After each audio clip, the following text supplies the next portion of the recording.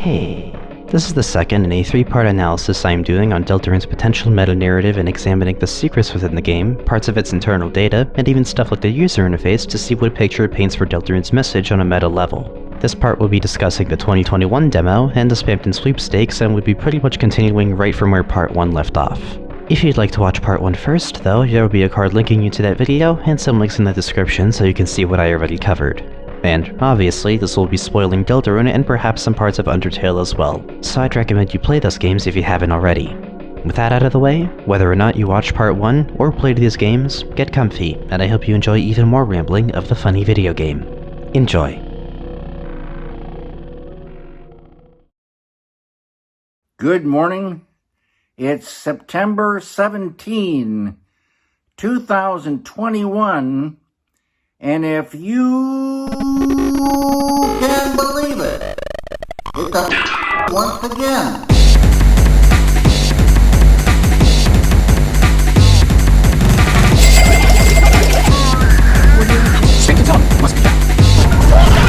I'm not loyal to anybody. I don't have amnesia. They forgot that I'm him.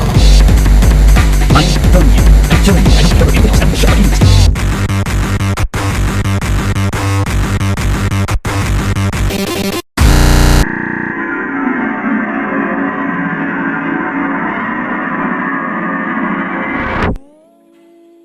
A few days prior, a livestream was held in celebration of Undertale's 6th anniversary, in which Toby and the 3 dads played through a slightly modified version of Deltarune Chapter 1 for some reason. Toby gave some pretty interesting insight into the creative process for Chapter 1, as well as this main tidbit here about the Susie vs. Lancer fight.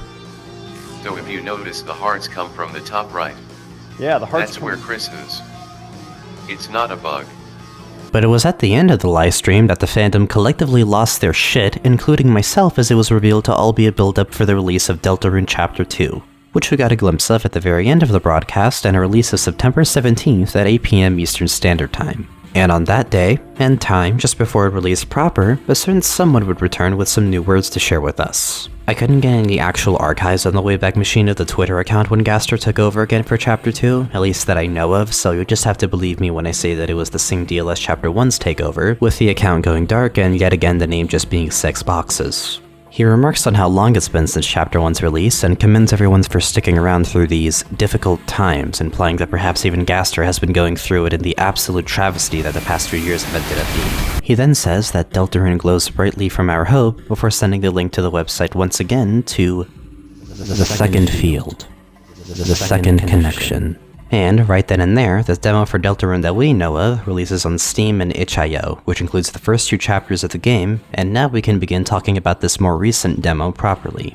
Hopefully this won't be as lengthy to explain as with Survey Program, as at this point I'll just be noting things that have changed from the previous demo, and of course any trends I notice in Chapter 2 and how things have developed from Chapter 1 meta-wise. However,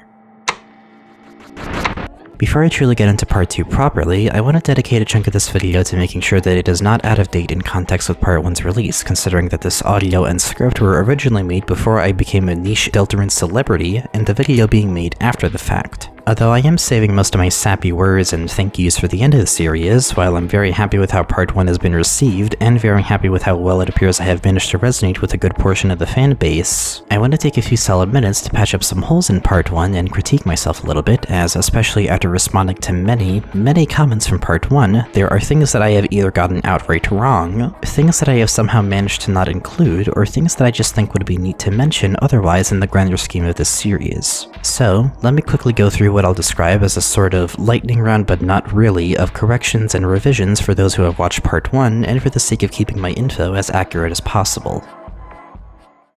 1, and I feel is most important to mention, in part 1 of the device theory, I called attention to a few lines of code in the game's data that I thought implied that if the player's name of the Light World was 7 or more characters long, that the name would change the question marks, implying that we would at some point play as another character in the Light World altogether. Consider this point completely and objectively wrong. Shortly after part 1's release, I was pinged on Andrew Cunningham's Discord server by Brix, who you might know for his video on the Submarine Castletown theory. If you don't, check it out, it's cool. But I quickly got clarification that this is actually leftover data from Undertale's UI code. See, in Undertale, your name can only be 6 characters long at the most. The game even makes a joke about this when you try to enter the name Papyrus, as you aren't able to enter the last letter of his name. But if you managed to hack your name to be longer than that through file editing, text would display in the stats menu that would say, easy to change, huh? For reference, this is where the Since Chapter 1 text would display in Deltarune. And this is where the question marks actually display. It is just pasted over from Undertale's code, except instead of easy to change, it's these 3 question marks. Nothing actually happens to the player name. While I do still find it odd that this text was changed in Deltarune to begin with, I will say that at this point, I would not put too much stock into this information to begin with anymore. It might be important later down the line, but chances are it doesn't really mean anything, and there's nothing we can really easily make of it right now, especially compared to pretty much everything that I'm about to touch on in this part. And while not about this piece of code anymore, I do want to mention something else about the UI real quick that I think is worth clarifying, which is that technically in Undertale your attack and defense stats do actually also start at 10. But for some reason at Undertale it's subtracted so that it displays as 0, but as a base it does start at 10. I've also seen the explanation that perhaps Chris's stats are different simply because they're older than Frisk, which I guess that checks out, but who knows really, but it does make sense to me honestly. 2. This is less of a correction, but more of a critique of my own theorizing process in regards to Gaster that I'd like to touch on, but there are things I feel I should have included in part 1 regarding him that ultimately slipped my radar. One thing that I'm kind of shocked I never mentioned about Gaster as a potential calling card or part of his mannerisms is his constant allusions and connections to hands. The man who speaks in hands, the website in 2018 saying, "take it in your hands," with that last word having a noticeable line break and that phrase coming up more than once, the potential allusion to hands through Wingdings as a font, even Susie mentioning hands after the Spamton Neophyte, although that is Chapter 2 material, so it's no wonder I never really mentioned it in Part 1. While I suppose it doesn't tell me too much about Gaster as a character still, it does still feel worth mentioning and could be a decent way of identifying his relevance in any given situation. Aside from that, the critique about my theorizing process comes in what I would deem to be actually Gaster, as in what actually is worth putting stock into associating with him. In Part 1, I was incredibly picky in this regard. I only wanted to stick to things that would directly acknowledge him, undoubtedly, without having to make more than a few connections back to him, even going as far as to differentiate things like the use of man and him, or not associating the mystery man or the man behind the tree with Gaster outright. While I do still believe this meticulousness was warranted to an extent thanks to the countless fandom Mandela effects that have spawned surrounding him, I'd like to be a little bit more lenient from here on in that regard. I don't want to undermine the fact that there is plenty of reason to believe that the mystery man at least is Gaster, and that the man behind the tree undoubtedly could be tied to him in some way or what have you. And in retrospect, I think being so meticulous at undermining the allusions to him through the word man, as it might be someone other than him, seems a little bit silly on my part. Saying that it's someone other than him, and saying that it is him, the Venn diagram in that case would be just a fucking circle practically. In both cases, it is a character we know very little about, and someone who we likely will learn more about over the course of Deltarune's narrative. While I still don't want to assume without any doubt that Gaster straight up is the mystery man, or the man behind the tree, or even the strange someone who spoke to Jevil, or the person who was talking to Spamton over the phone, some of these leads were clearly placed with intent, with us to be able to connect it back to him eventually, and that was the point that I was trying to get across in Part 1 at least. We might not know to what extent and how many proxies there may be before I get to the man himself in some cases, but with us only having 2 chapters, I think that honestly doesn't matter all too much. And personally, I think there is a way to be able to say that cases like the Mystery Man especially can both be Gaster and not be Gaster, and have those interpretations coexist. I'll touch on this a little bit more in Part 3. But my point is, with Gaster especially, I think I started teetering on the edge a bit of the other extreme of the theorizing spectrum, where you start to worry too much about the minor details and things that don't connect yet, even though you already have the general idea and the intent that was meant to be sent across, and in this case, I think that general idea is pretty clear to me when you look at all of these things in conjunction. That being, regardless of how you think it manifests, or in what way, all of these things do in fact connect back to him.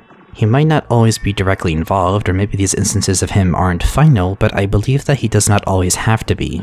What matters is that he is present, and for now I believe that can be good enough for us to work with considering we only have 2 chapters to work with still.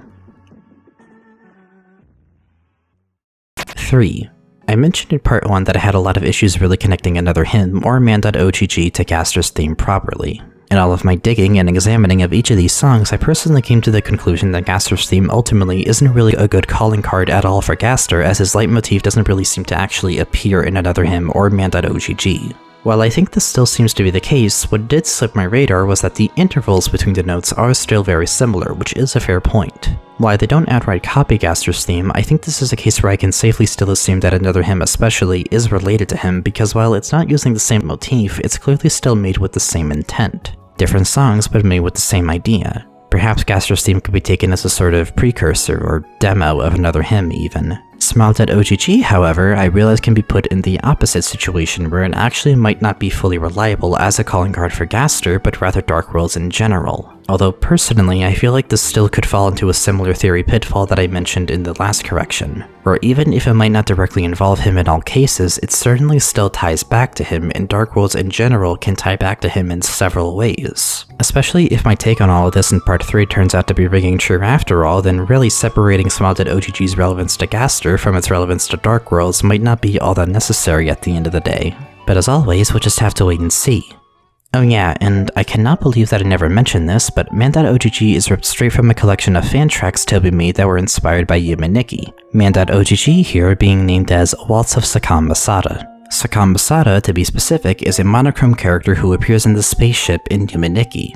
Given Gaster's obvious inspirations from Yume Nikki and Oboa and what have you, this could be potential hints towards him being more involved with the egg shenanigans and the men behind the tree, but regardless, I'm kind of baffled that this slipped by me, honestly. Also throwing this in very last minute, but I feel implored to call your attention to Andrew Cunningham's recent video on Gaster's theme and its potential presence in the Deltarune OST, as it's a much more informed and in-depth look at the whole thing, and one that I think was very much needed for the community and for future theory crafting purposes. Even with my knowledge in making music, I wouldn't call myself an expert at analyzing it or the theory behind it, and Andrew does very well in that regard with what is effectively the closest we have at the moment to an actual encyclopedia of sorts on quotes of its theme and the varying strength of said quotes. So do check it out if you want a more in-depth look at how songs like Another Hymn, Man.ogg, and a bunch of other ones seem to have hints of it laced within. It's a very good watch, and one that I think has clarified a lot of the confusion I felt initially about the theme altogether. Also, just look at this fucking doohickey that he whipped up in like Godot or whatever. How could you not appreciate the fucking mechanism? It's cool. Give it a look if you haven't already. But moving on. 4. About Gallery. I'm still kind of stumped on what to make of it really, but I have gotten plenty of comments from part 1 about an actually pretty plausible possibility for what the title could be referring to. The concept of a rogues gallery. For those unfamiliar, rogues gallery refers to, generally, a collection of nefarious individuals. This could be referred to in real life as a collection of mugshots of criminal suspects, or more likely, in fictional media, refers to a lineup of recurring antagonists that show up throughout a story, which does check out very closely to what we're currently dealing with in Deltarune's structure and how it has handled antagonists so far.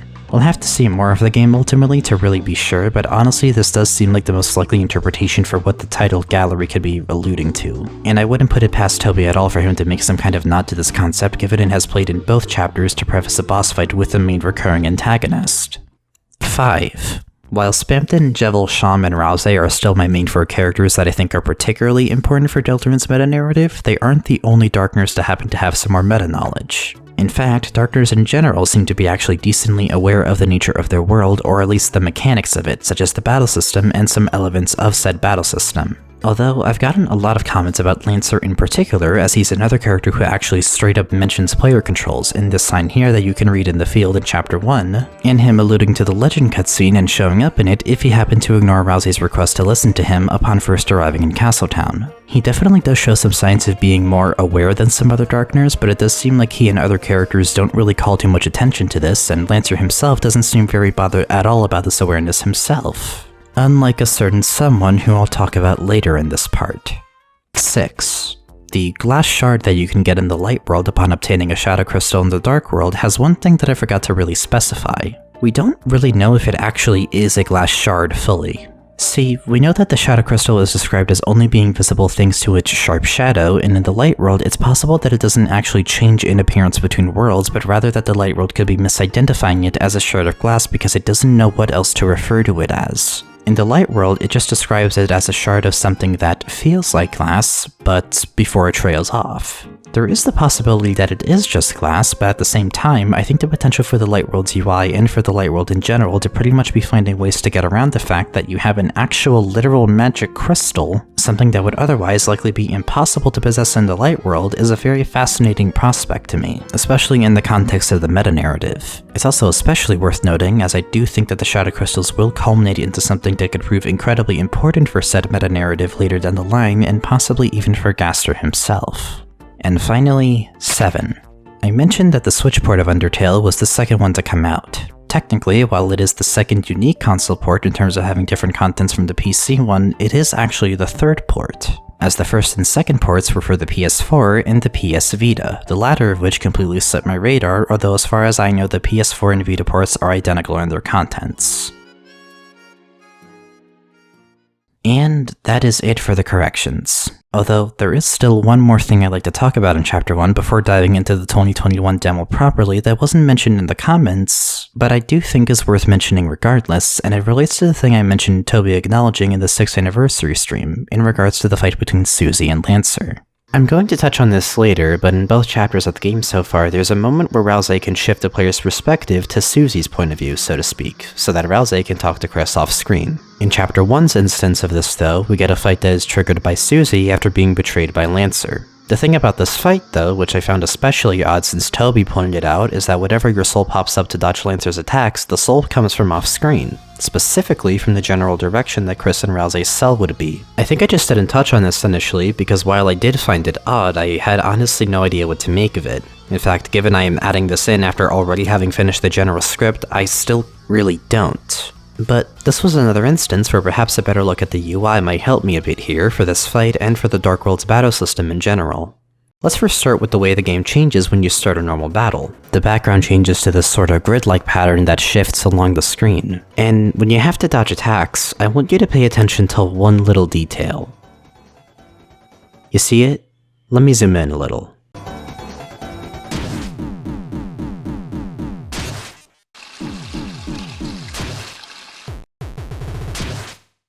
Even though the soul is only pulled out for the purpose of dodging attacks, the graphic that's used to indicate its ejection is the same one that's used when Chris pulls it out themselves. By itself, this is a really small detail and doesn't mean much. But we know that, barring Chris's restrictions on it when they pull it out in the Light World, we are able to move the soul ourselves when it's not controlling anyone. Which then brings me to another UI element. This box. No, not that one, not yet. This one. I do have to admit that honestly, I don't have much to go off of with this, but if I can take any shot in the dark right now, I'd like to think that, at least thanks to the fact the box is outlined in green, which kind of reminds me of the way the Chapter 1 pre-completion save menu looks, and I think with the way the background for battles normally looks, save for most boss fights, it does make me now wonder if perhaps more attention should be called to the way the battle system is presented, and if perhaps there's some piece of meta stuff to look for here. Considering that this animation of the soul's ejection is used both for Chris pulling the soul out themselves and for whenever the soul's put into this box, the only conclusion I can make right away is that in both of these cases the soul does genuinely get pulled out of Chris. In the former, it's of their own volition, but in the latter, it's done so in a way that's almost automatic, as in it's still taken out of Chris, but not in a way that puts them in that exhausted state that we see them in when they pull it out in the Light World. Perhaps because all the UI elements that the soul gets pulled into work on a completely different layer meta-wise compared to the darker Light Worlds themselves. Upon further reflection, this isn't really that far off from how Undertale handled its battle UI, with Sanzor and Megaflowy especially being examples of fucking with it, but I think in both cases, it reflects a similar sort of intention, and that more especially for Deltarune, because we know that Darkners are more aware of the battle system and its mechanics in general, the soul being in this green box further implying that the UI is diegetic to the game in some way could be not necessarily that the UI is a tangible thing to the characters, but is a way of sort of conveying their capabilities through bullet hell visuals. In essence, I'm not saying that this has to be taken literally, but that the soul has to be ejected as a means of getting the player more involved and further connecting the bridge between the reality, our inputs, and what happens in the game itself to the program that we are experiencing Deltarune through. Regardless though, it does tell me that the soul is taken out of Chris either way, even if very temporarily, and for battles it seems to be sort of pre-programmed, or rather more necessary, where the control over whether a battle can trigger or not is not solely dependent on the player. We see at least with Susie that she triggers the battle herself against our will, and I do find that to be pretty important. Since that tells me, aside from her having a lot of her own will to be able to override the player's choices, the battle system is also not something that we have full control of. In a way, you can see this as early as in Chapter 1 when you had to initially warn enemies about Susie so that they won't get hurt by her, but even the act of dodging attacks from a meta standpoint happens in a way that's more automatic. Remembering what Rousey said about how the soul contains our will, and compassion, and most importantly the fate of the world, perhaps there's some connection to make there. The soul has to be along for the ride since that's how enemies attack you, and considering that the condition to getting a game over is for everyone in the party to lose their HP and not just Chris, and knowing that other Darkners seem to have a good baseline grasp of how the battle system works, this feels like an instance where it makes sense to me why Gaster, or the Fun Gang in general, would need the player's input. If the enemy's attacks are in some way attacking the fate of the world, you need something that will help control that fate and keep it out of harm's way. Furthermore, on this topic of the fate of the world being attacked, you can actually die in the Susie vs. Lancer fight. Or at least, if Susie somehow happens to go down, even though Chris and Rousey, while not present, are still up, Susie is the only character that appears in this segment and who participates in this fight on the player's end, and hence, her going down counts as a game over. What this further reinforces to me is that game overs don't necessarily depend on whether Chris in particular survives, but whether you preserve the HP of every character involved in a battle until it has concluded, and so that the game can continue on its intended course. Perhaps this is why Toby might have placed emphasis on the fact that Chris's soul came from specifically where their cell would be, even though they're not directly involved. It could be the further drive home the fact that even if Chris is not directly involved in a battle, and even if Chris's soul comes from their body regardless of if they're one initiating any battles, it doesn't change that this battle has been triggered and you need to do your part. It does not matter where you are when it happens. My point here is that I think looking at the battle system solely through the lens of HP, or getting a game over through the lens of everyone is dead, might not necessarily be the move, but rather looking at the battle system as simply another means to which the game has given you the task of making sure the story continues as it should. There is a prophecy to fulfill after all. So, perhaps the more meta way to look at the soul in context with battles is that they're not battles. They're simply just story beats that the game needs you to pass through. And if everyone goes down, then that outcome simply isn't possible, therefore you have failed to progress the story, and therefore game over. And if you want, you can just give up and leave it at that, but regardless, that story beat will still be there blocking you, until you pass through it. That metaphorical tap in this case will be waiting until you run it. These are not simply fights. This is what must happen. I'll touch on this when I get to my theory proper, but I guess my point is, I have no idea why there's such a focus placed on this soul appearing from where Chris would be during the fight between Susie and Lancer, but given the way the battle system is presented and how certain bosses tend to manipulate that presentation, especially Spamped in Nia with how that specific fight is when we see the soul turn yellow, very convenient tutorial included, I do think it actually plays rather strongly into my theory, so I'll leave it at that for now. But I'd keep it in mind. With that out of the way though, and to actually finally talk about the game, I'll start with what happens when you open this demo because it's something that still takes me aback even now.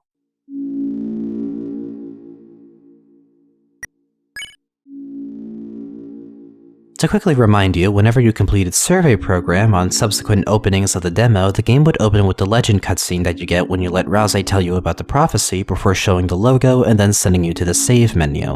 In this demo, assuming you've already completed Chapter 1, the game just immediately gives you a prompt asking if you want to continue to Chapter 2. And if you don't do that, or if you haven't played Chapter 1 at all, you will be met with the game's Chapter Select menu. Save for a prompt asking if you want to start with Chapter 1 already, with the ambience being that droning yet again from the Game Over screen in the beginning of Chapter 1. As it stands, we know that there are at least 7 chapters judging from this screen, and the code does suggest that it is accounting for only 7, although there is placeholder code for a Chapter 0 that I've noticed, but let's just say that that's what it is, right?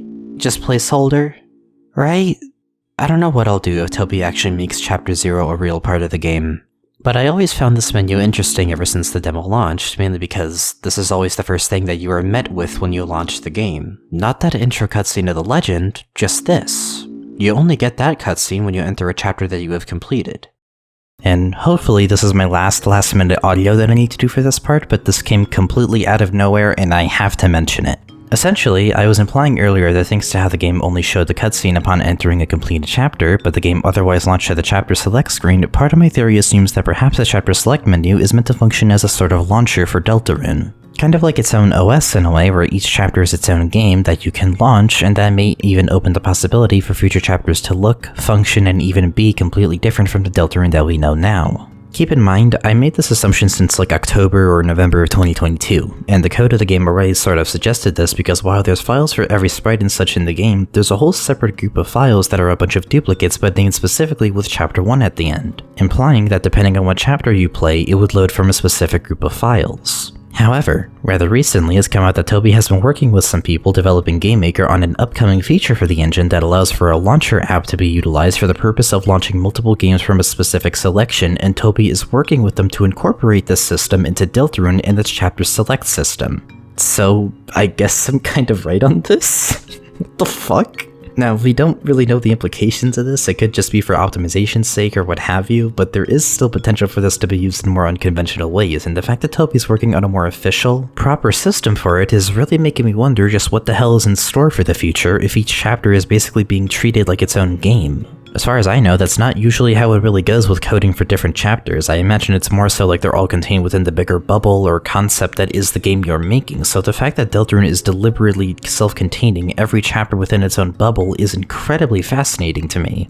Again, very last minute, but I just knew I had to mention this in part 2 as soon as I learned about it. It could very well strengthen my theory even more than I think it already has been over the months. Moving on, let's actually take a look at what Chapter 2 might have to offer us in regards to Deltarune's meta-narrative. Right away, the save menu for Chapter 2 pre-completion is different as it doesn't have the same ominous ambience anymore of Chapter 1's pre-completion menu. Instead having the same narrator as the post-completion menu, a background of the Great Door, and playing Faint Glow. You can carry over your save files from Chapter 1, or more specifically the game's completion files, which are created upon completing a chapter in their respective slot. But the interesting thing is that you don't need to do this at all. You can just start a completely new save file without having played Chapter 1 whatsoever, and this is the only instance of Gaster actually showing up in the save menu in the form of the name selection. From what I can gather, this functions the same way as it did in the Goner Maker, save for the lack of creating or naming a vessel. However, I do want to mention something interesting about the vessel, specifically if you play Chapter 2 on a save file without transferring from Chapter 1. Normally, if you go into the configuration file, or basically just the code for your save file, you'll notice that the first line contains your player or creator name, but the second line contains the name that you gave your vessel. This is already pretty intriguing to me, as the fact that it's one of the first things that the save file records and that it's still stored does tell me that it could have some importance or use still. Albeit, it might just be because the variable had to be set to that given the opportunity, and you can't truly discard or unset a variable if you get what I mean. This is what you'd see on most save files, as I assume a lot of people simply transfer their Chapter 1 save to Chapter 2. But on a completely clean Chapter 2 file, while you can't get to name the vessel, and so because of that the vessel's name wouldn't show up on the file, the game does automatically pick out the prompts for the vessel that you'd normally pick if you did the Goner Maker. So if you let the game pick these choices by itself, it just picks the first option of every single prompt except for its gift, where the game picks Mind. Which I would have said that this implies the vessel will have some relevance later, or that its gift carries a relevance of its own, and not to say that it won't because we really have no idea, but I've come to learn that this is because of some coding shenanigans that I think I need to explain real quick. Usually, when you're making a variable for the purpose of storing a choice that the player makes, your index, or rather your starting number, is 0. So, for instance, this prompt here in the Goner Maker, the first option would have a variable number of 0, then 1, then 2, and so on. This specific prompt, however, that stores what gift you want for the vessel is saved as an index of 1, which means that what's really going on with the variables is that it goes from 1 to 0 to -1 and so on. And what do you know, because all of the options that are picked on a fresh Chapter 2 save are with the variable number of 0, the option that gets picked here is not the first one, but the second one, which is Mind. So really, it should be the first option, but because of how this prompt was coded, I'm not actually sure if it was intentionally meant to be the second option anymore. Toby, you're very cool and awesome, but the way you code things sometimes worries me, just a little bit. In fact, funnily enough, my other point about the Goner Maker now also has to be corrected, as it's another instance of the game's non-Euclidean coding. So first, let me just establish how this game's saving system works real quick, and Undertale's by extension. If you open up any of your save files, you'll see that what your game keeps track of are all of these numbers and the occasional strings and booleans and whatever, each one being in their own line, or rather flag, that the game looks at and registers as your data. So my original belief about the flags or variables that deal with the choices you pick in the Goner Maker was that all the flags were in the order that the prompts were presented in. as in from flag 1217, the choice for which head you picked for the vessel, to flag 1226, which I thought was the pain and seizure question. I originally thought that these flags were arranged in such a way that you could go from top to bottom in the same order that the game presents these choices. This is wrong, and originally I was going to assume that because flag 1224, which I assumed was for how you felt about the vessel, was always at 0, that it meant that this flag would always be set to 0 no matter what you picked, effectively nullifying it, since Gaster says that the vessel will not hear whatever response you pick. And that flags 1225 and 1226 were the last two questions, which are the pain and seizure one and the have you answered honestly question. What I've now learned is that flag 1226 is actually for the prompt that handles which gift you want for the vessel, and flag 1223 stores the choice for how you feel about the vessel. As you can tell, I picked kindness, and this is the prompt which has an index of 1, so kindness would be the first option, setting this flag to 1. And flag 1223 is also set to 1, which would be hope, as that is the second option in that prompt. Where the pain and seizure and have you answered honestly flags actually are in flags 1224 and 1225. As you can see on this save file and the playthrough of the game I recorded, I picked yes for these two questions, setting these to 0, as most players probably would. But I tested this by starting a new save and instead picking no for these questions. And what do you know, these two flags are now set to 1 on the new save. So there's that. I feel kinda dumb that I didn't catch on to this sooner, but then again, these things happen when it comes to figuring out Undertale or Deltarune's code, and I imagine with Chapter 2's release, whatever new flags it added ended up shifting stuff around. But regardless, I just wanted to prevent any potential misinformation. Thanks to Half-Bred Chaos for letting me know about this. On with the analysis.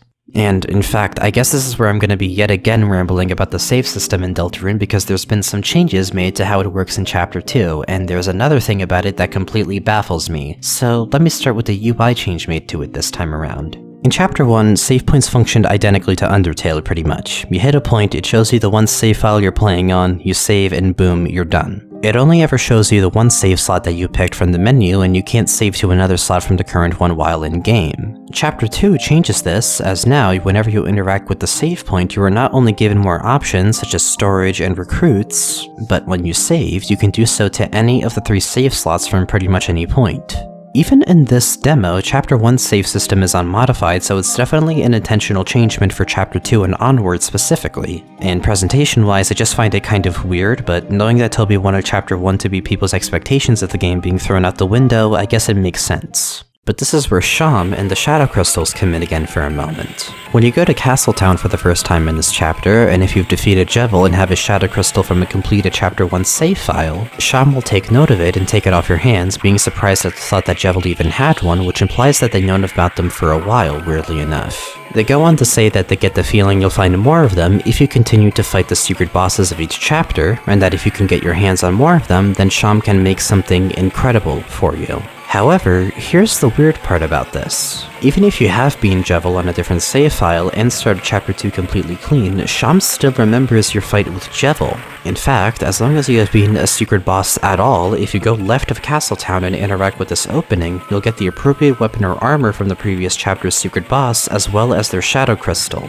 As far as I know, this is the only instance of a boss fight or encounter being permanent across save files, including ones where that shouldn't be the case, and Sham plays into this by asking a lot in their dialogue in this chapter. You defeated that clown last time, didn't you? Maybe you just hadn't remembered it yet? Are you sure that you haven't fought him? They ask these questions as if this is something the Fun Gang or even the player has already done before and we just don't remember it, yet Sham does. This isn't even taking into account the fact that Sham just somehow knows about Spamton and refers to him as that salesman, but I'll get there soon enough. Point is, not only do we now have proof of the game being able to change its contents depending on what slot you're playing on, but now there's ample opportunity for certain actions to be permanent no matter if you are playing on a completely clean save or a transferred one. There's one more thing I'd like to note as well relating to stats actually. You'll notice that in Chapter 2, in the Dark World, the party is at level 2 thanks to sealing the fountain in Chapter 1. Internally, what I find very curious is that this is referred to as false LV, as your level in the Dark World is entirely separate from your LV in the Light World. In fact, love is displayed as its own stat in the configuration file compared to level, and your love does not go up in either chapter from LV1 no matter what route you do. So, with all of that taken into account, I guess I can finally move on from here and on to...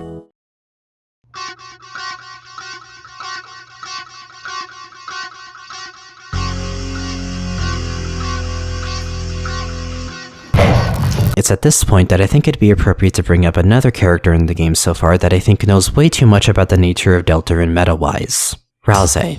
Because as far as I know, there is not a single other character, aside from Gaster technically, and this specific Rudin that ever utters the player's name. While it's made out to be sort of a random thing to shrug off, it's certain really fucking weird that this is the only time it's ever mentioned, and there are no means we know of that would explain how anyone would know about our name to even begin with. The only clue we get is, or so I heard it's called, after the stated name of the town, implying they heard it from someone else. And how does this lead into Ralsei, you might ask? Well, if it weren't for the worrying amount of accommodation for his knowledge that we are controlling Chris, I wouldn't be batting an eye at him, but there's a lot of instances of things that, while they could be explained by just simple player convenience and trying to get people used to playing the game, part of me can't help but think that his role of being the game's tutorial and hint guy maybe should have more attention called to it. There's already the fact that he does the tutorial for you where he explains how to handle fights in the game down to what buttons to press and what UI elements to pay attention to. But there's other instances, like this one box puzzle in the field where Ralsei tells you, press the boxes onto the switches with Z. Before Susie is like, wait, Ralsei, what the fuck are you talking about? Who is Z? Which you only get out of her once, by the way. After that, she just says that you could use your hands. Or why not this other instance in Chapter 2 where you're in the trash zone and as you're about to leave, Ralsei gives you a reminder about your storage and about sparing enemies to recruit them. Where again, Susie is just like, whoa, that sounds pretty important. But, and this might just be my interpretation, but I feel like this response gives an aura of, man, those sure were words you just said. Like, I don't know what that means, but sure, noted. And of course, there's the fact that Ralsei knows the layout of the school, which isn't inherently weird because Queen seems to also be aware of the Dark World being confined in the lab, but he then tells Chris to go to the old classroom to the east of the closet doors as if Chris doesn't remember the layout of the school that they've been going to for who knows how many years. Which, again, this is just my interpretation, maybe I'm asking a lot of Chris because they have enough on their plate as is, but these are very specific instructions to give to someone who has seen Hometown much more than the player has. And there's just a reminder from Ralsei again when you're in Castletown after sealing the second fountain about saving, and I just want to call attention to this dialogue because I find it so fucking weird. He refers to Chris in this instance about saving and taking a break anytime you want, but this doesn't make any sense to Chris necessarily. Saving as a concept is still a very new thing to them as far as we know. Their save file from when you interact with the save point for the first time certainly suggests this, and Chris doesn't have the ability to just hop out of the Deltarune experience at any point. They exist within that world and they've been doing so well before we came into the picture. The only character, so to speak, who would possibly need to save to take a break right now and would be familiar with this concept is the player. Again, there is a very fair chance that some of these interactions do serve a sole purpose of just trying to be convenient to the player, but with what kind of meta fuckery these games have been capable of in the past, are you really gonna tell me that Toby wouldn't make the idea of video game hints and reminders diegetic? Or rather that it would just be completely off the table no matter what? The way I see it, the seeds for it are already there. I think there's ample evidence to suggest that when Ralsei says Chris most of the time on screen, he's really referring to you. And Susie's confusion at some of the things he says would definitely add fuel to this, as Susie only knows Chris, she doesn't know that you're controlling them. And I'm not ruling out the possibility that this could all be a giant joke and for the funny, but it's still dialogue that was added to the game. And knowing how this sort of thing goes, everything in Deltarune is either for a giant gag, is there to be poking at a massive plot and lore reveal, or is both somehow. And I haven't even mentioned the fact that Ralsei in both chapters has been able to shift the perspective of the player away from Chris and has used that diversion to his advantage by talking to Chris off screen. Or the fact that after beating the optional boss of chapter 2 that requires going off the beaten path, Ralsei does his best to shrug off what happened, because he most definitely knows things that he'd rather not discuss so early on in the journey. Or the fact that on a weird route you completely lose the chance to see the interaction between Susie and Noelle alone, and the Ferris wheel sequence doesn't even happen, which leaves Ralsei genuinely confused and quick to ask Susie what happened as if things have gone completely off script for him. I guess my point being, while characters like Jevil and Spamton definitely are more aware of the nature of Deltarune's world in a meta sense, there's just something about Ralsei.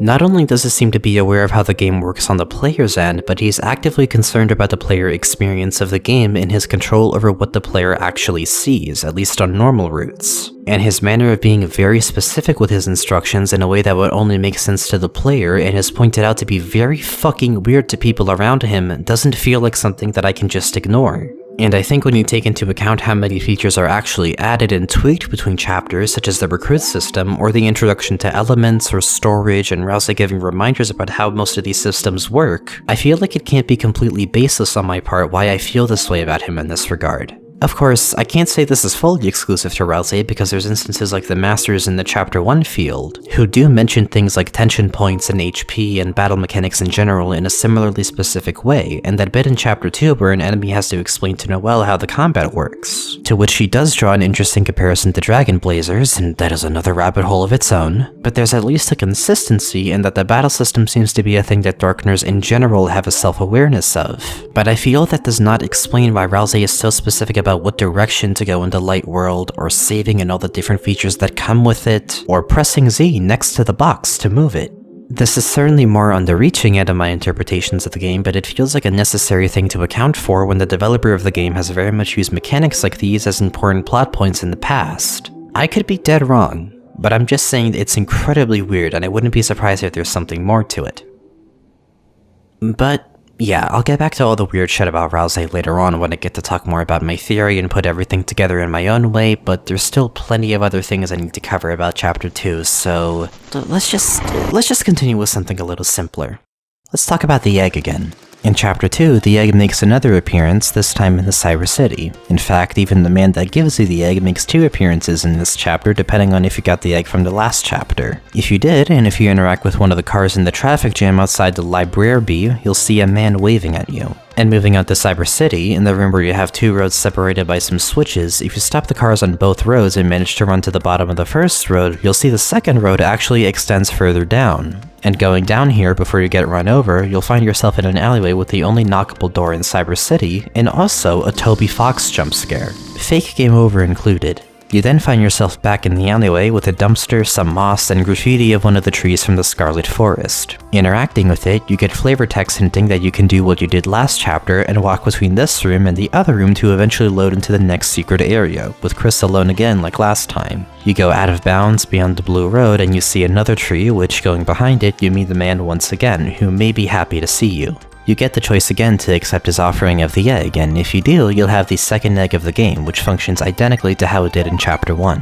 When you get to explore the light world again, you'll find that interacting with the egg that Temmie has in class actually tells you how many eggs you've collected thus far, and going to Santa's shop, you can put the second egg into the basket of them, to which Susie just asks if you reverse stolen egg. Just make sure to interact with that first and not with anything else up here in the shop, because apparently interacting with other stuff here before the basket also triggers the flag of you placing the egg and you'll miss out on the basket interaction. This definitely seems to be a bug, but as of now it still hasn't been patched, so there's that. But that's the extent to any egg-related activities in Chapter 2, and of course we still have no idea just what it's building up to. However, weirdly enough, you can't actually get this egg on a weird route. The method to doing so is completely locked off. So whatever the eggs could be building up to, it looks like you can't really see that for yourself if you're, freezing your chicken.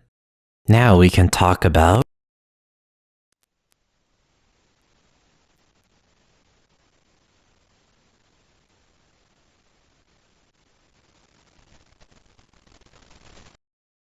Now we can talk about... We can talk about... What have I done?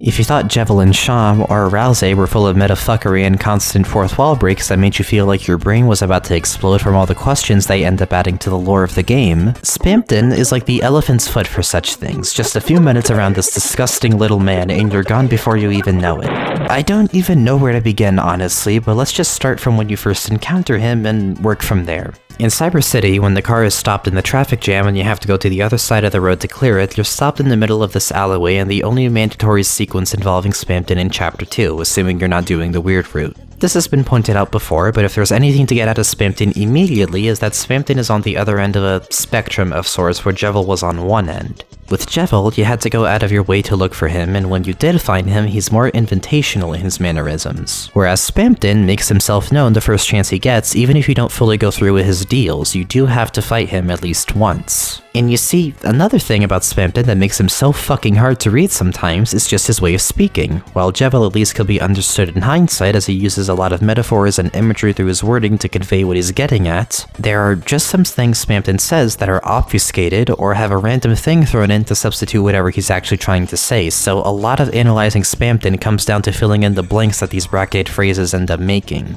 So everything I am going to say about his dialogue is just the best assumption I could possibly make from looking at what he says, and also after looking at many theory videos that have already done plenty of analysis on this character, from the thematic importance that he carries to his relation to other secret bosses to why he is Cat. So moving on. He makes himself known after coming out of his dumpster home and notices Chris, which is pretty big news to Spamton as he knows that Chris is a Lightner and therefore has a heart-shaped object, or a soul. And in one of many moments in this chapter where Chris does act more on their own, they seem genuinely kind of freaked out at the sight of this dude. Spamton, seeing himself and Chris at this moment with them being alone and being rather spot on with the idea of them having lost control of their life, possibly alluding to the soul overriding the control of Chris has over themselves, proposes a deal to them and implies that he knows a way that him and Chris can change that fate, that being a certain hyperlink block to end becoming big shots. And for this to happen, all Chris has to do is just show him their soul. And this is where the first fight with Spamton happens. We get a little glimpse of Spamton's past in this fight as he says that he used to already be a big shot, but that now he needs a bit of generosity. And the fight comes down to pretty much taking Spamton's deal and negotiating with him in various ways. Once you reach full mercy with him, the fight ends and he tells you to meet him back at the trash zone and to visit his shop alone. Which, if you do want to see his deal through, is where you go next, and alright, I want to just take a moment to talk about this room, and specifically this door. Does nobody find this fucking strange? There's a great door in the middle of this room just sticking out from all the garbage, and when you enter it, you see a wall behind Spamton that has no business being there, and a phone to the right just sort of sitting there in the darkness, ringing at a specific point in the song that's playing. It's not really something that I can get much out of, and the weird glitchiness of this shop lines up a bit with the messed up tiles that you see throughout Cyber City, and especially in the trash zone, but it's just... I mean, look at this. What am I even supposed to say? Like, I remember when I first played this chapter over a year ago, and the sheer confusion that I felt when I saw this shop for the first time has not really changed one bit. As much as I try to make sense of the things going on in this game, I think with Spamton you just kinda have to go with it at this point. But the next important thing to touch on is his dialogue when you're talking with him in the shop. When you select Our Deal, he lays out the plan for what he wants you to do. Go into the basement in the Queen's mansion and find something in there, particularly an empty disk that will make both him and Chris big, using the keygen that you buy from him to get past the encryption. When you select About You, he goes more into his past of how he used to be the email guy before becoming big, and also actually alluding to Jevil as that damned clown around town as he wants to surpass him and reach for the big one. So not only is there an established history between him and Jevil, but in regards to what the big one might be referring to, it could be in reference to the Neo body, or just a higher level of power closer to that of a Lightner, or perhaps something even more powerful? Again, just my best assumptions. But it's when you select Night that things get especially fucking weird. He actually alludes to knowing something about the Night before getting cut off and apologizing to something off-screen, which could be the Night or something that probably just stopped him from revealing things that he shouldn't, before uttering probably my favorite fucking line in this entire game so far. But you'll only get to select this option once, as after you do, it's replaced with the Friends option. And selecting that, you get Spamton assuring Chris that they already are friends and that they don't need anything. No easels, no CRTs, no... before cutting himself off and telling Chris to not believe anything they see on TV. Very likely foreshadowing for Chapter 3's main antagonist, but that's a whole other can of worms, although it does continue the trend that Jevil set in Chapter 1 of foreshadowing the next chapter's antagonist. Just much more directly this time around. And finally, selecting Fear, we get the most bizarre outcome. Spamton assures that there's nothing to be afraid of except... well, he gets cut off as a voice suddenly starts crying for help, asking if anyone can hear them. Before Spamton comes to again and says that they didn't hear anything, but it sounded like they were talking to you. And while there's not much in the way of confirming this completely, this does line up very closely with the unused script from Chapter 1, and if these two things are to be connected, then it certainly makes me wonder how much more the supposedly unused script is going to bleed into the actual game. In fact, in the Japanese translation of this line, it apparently literally does just quote the Japanese translation of unused, so there's that, I suppose. Which, speaking of, This is one of only 2 things I really need to mention about the game internally in Chapter 2, but the unused script is updated in this chapter, now having a new set of text for each variable. This time it continues from Chapter 1's version of the script, as the voice assumes that nobody can really hear them. In fact, they're not really sure if they can hear themselves because of how dark and quiet it is, yet they swear that sometimes they can hear what they best describe as some sort of scratching. But that's all we can get from this version of the script, and as of now, that is the extent to what we know about the character that is speaking all of this dialogue in this function. It's still really anyone's guess what's going on with this unknown character or what that scratching noise could even be. But for the moment, that's where the unused script ends, so let's just continue on. You eventually get to Queen's mansion and to the room with the encryption. You use the keygen to unlock it, and just like with Spamton's shop, Chris, on their own accord, tells the others to stay behind and let Chris go on their own to the basement. And I still can't get over just how fucking bizarre this area is. Even after my first and second playthrough of this chapter, it's such a tonal whiplash. Completely empty halls, several rooms with mostly empty chests, these weird things that jump at you and also stare at you if you're idle for long enough, which is weird enough on its own already, and whatever the fuck this is. So, if you go in this room where the teacup ride for the basement is, if you run to the end of the room, then to the other end, and back before the ride makes its way up, you'll see this face appear for a brief moment. This was the sole exception to my theory that every all caps thing in the files was related to just stuff in the menus, as internally, the sprite of the smile is called image friend, and the corresponding object is device friend. Its only function as an object is to appear, gradually lessen in opacity, and then disappear, and there's nothing else regarding its function in the code. Aside from every other file that uses all caps, this is the only one that you can actually encounter in the playable game beyond Goner Maker or the menus. So what or who the hell is this? With the context of just Chapter 2, we have absolutely no fucking clue. It could be Spamton, it's probably not, but it could be.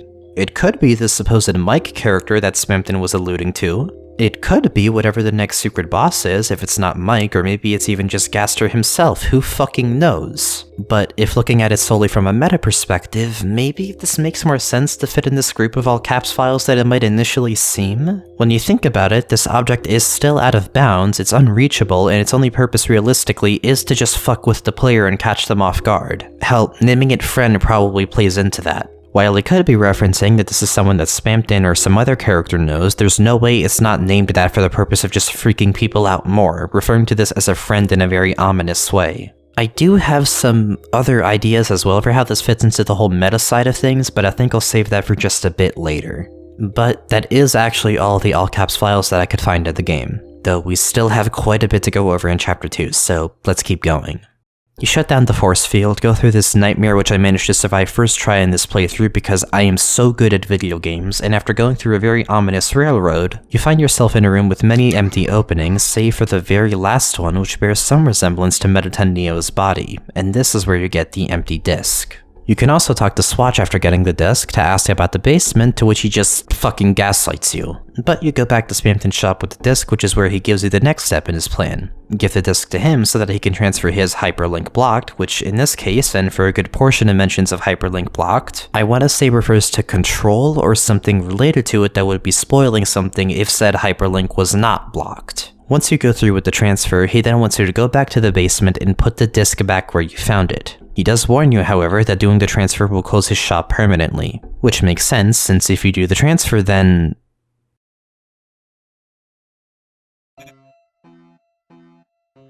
Oh. The screen always freaked me out. It's so subtle, but the thing is, it's not like this only happens immediately after transferring, but you can still go back to the shop after this and it's just empty. Like, there's no reason why I should be able to come back to see the screen again, yet it feels like this reminder of what you did in a way. That, and it does line up a little bit more visually with the gray doors, so perhaps this is how this place looked like before Spamton set up shop here? I'm not really sure, but it did stick out to me a lot, especially on a first playthrough. Moving on, you do as Spamton says, and you put the disc back in the Neo body in the basement, and...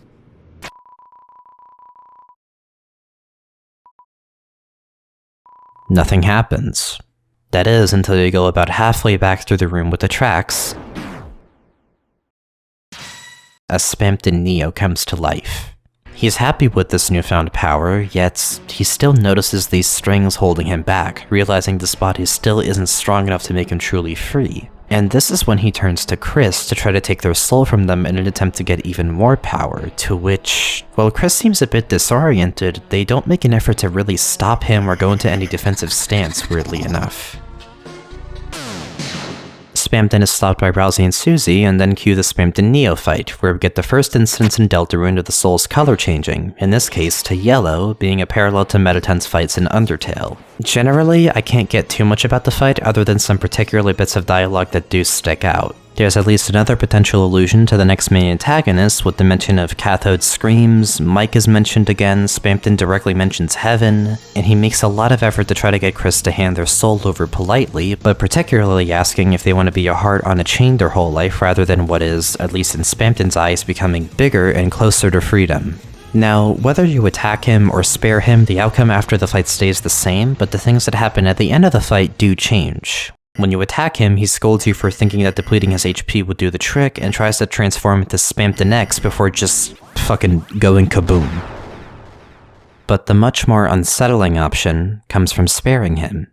If you decide to cut all of his strings down to the very last one keeping him up, he takes it as you actually trying to gift him his freedom despite the threat of killing them just earlier. He finally realizes that success comes from not just determination, but the power of friendship, and gets ready for his last string to be cut before...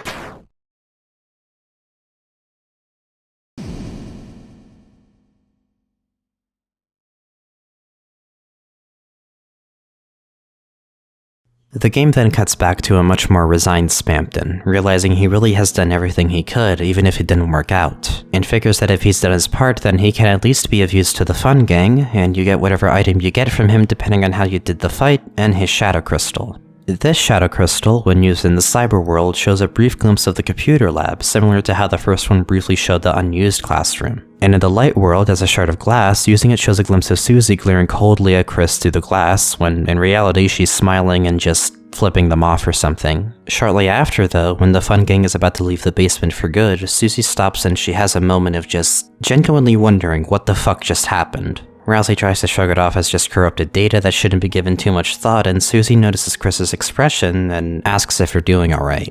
And this is one of the most standout examples of the potential dissonance between Chris and the player, as you can say yes, but Susie will feel like Chris doesn't really mean it if you pick this option, with Ralsei simply passing it off as Chris not wanting the group to worry about them. But picking no will have Chris yell, which would be a first thus far in the game for them, and Ralsei tries to comfort them to get their mind off of it. It goes without saying, there is a lot of discussion about what people think Chris really feels in regards to Spamton. Even by Chapter 2's standards, I can't say Chris really acts on their own as much as they do in any scenes that involve Spamton, and it could be boiled down to a lot of things. We know Chris has a tendency to obey random requests, like there's this interaction with Braddy in Chapter 1 where she recounts on how Chris just got her, Asriel, and other friends of theirs a bunch of food just because they were asked to, so it could be just common courtesy, despite them also having a tendency to be a bit of a silly trickster from time to time. But there's also the interpretation that Chris really did see Spamton as a friend, or at least saw a lot of themselves in him, like he saw a lot of himself in Chris, which would line up especially well with the outcome for sparing him, as there's definitely a sort of parallel to draw between the strings that were holding Spamton back and the whole situation with us being the metaphorical strings holding Chris back.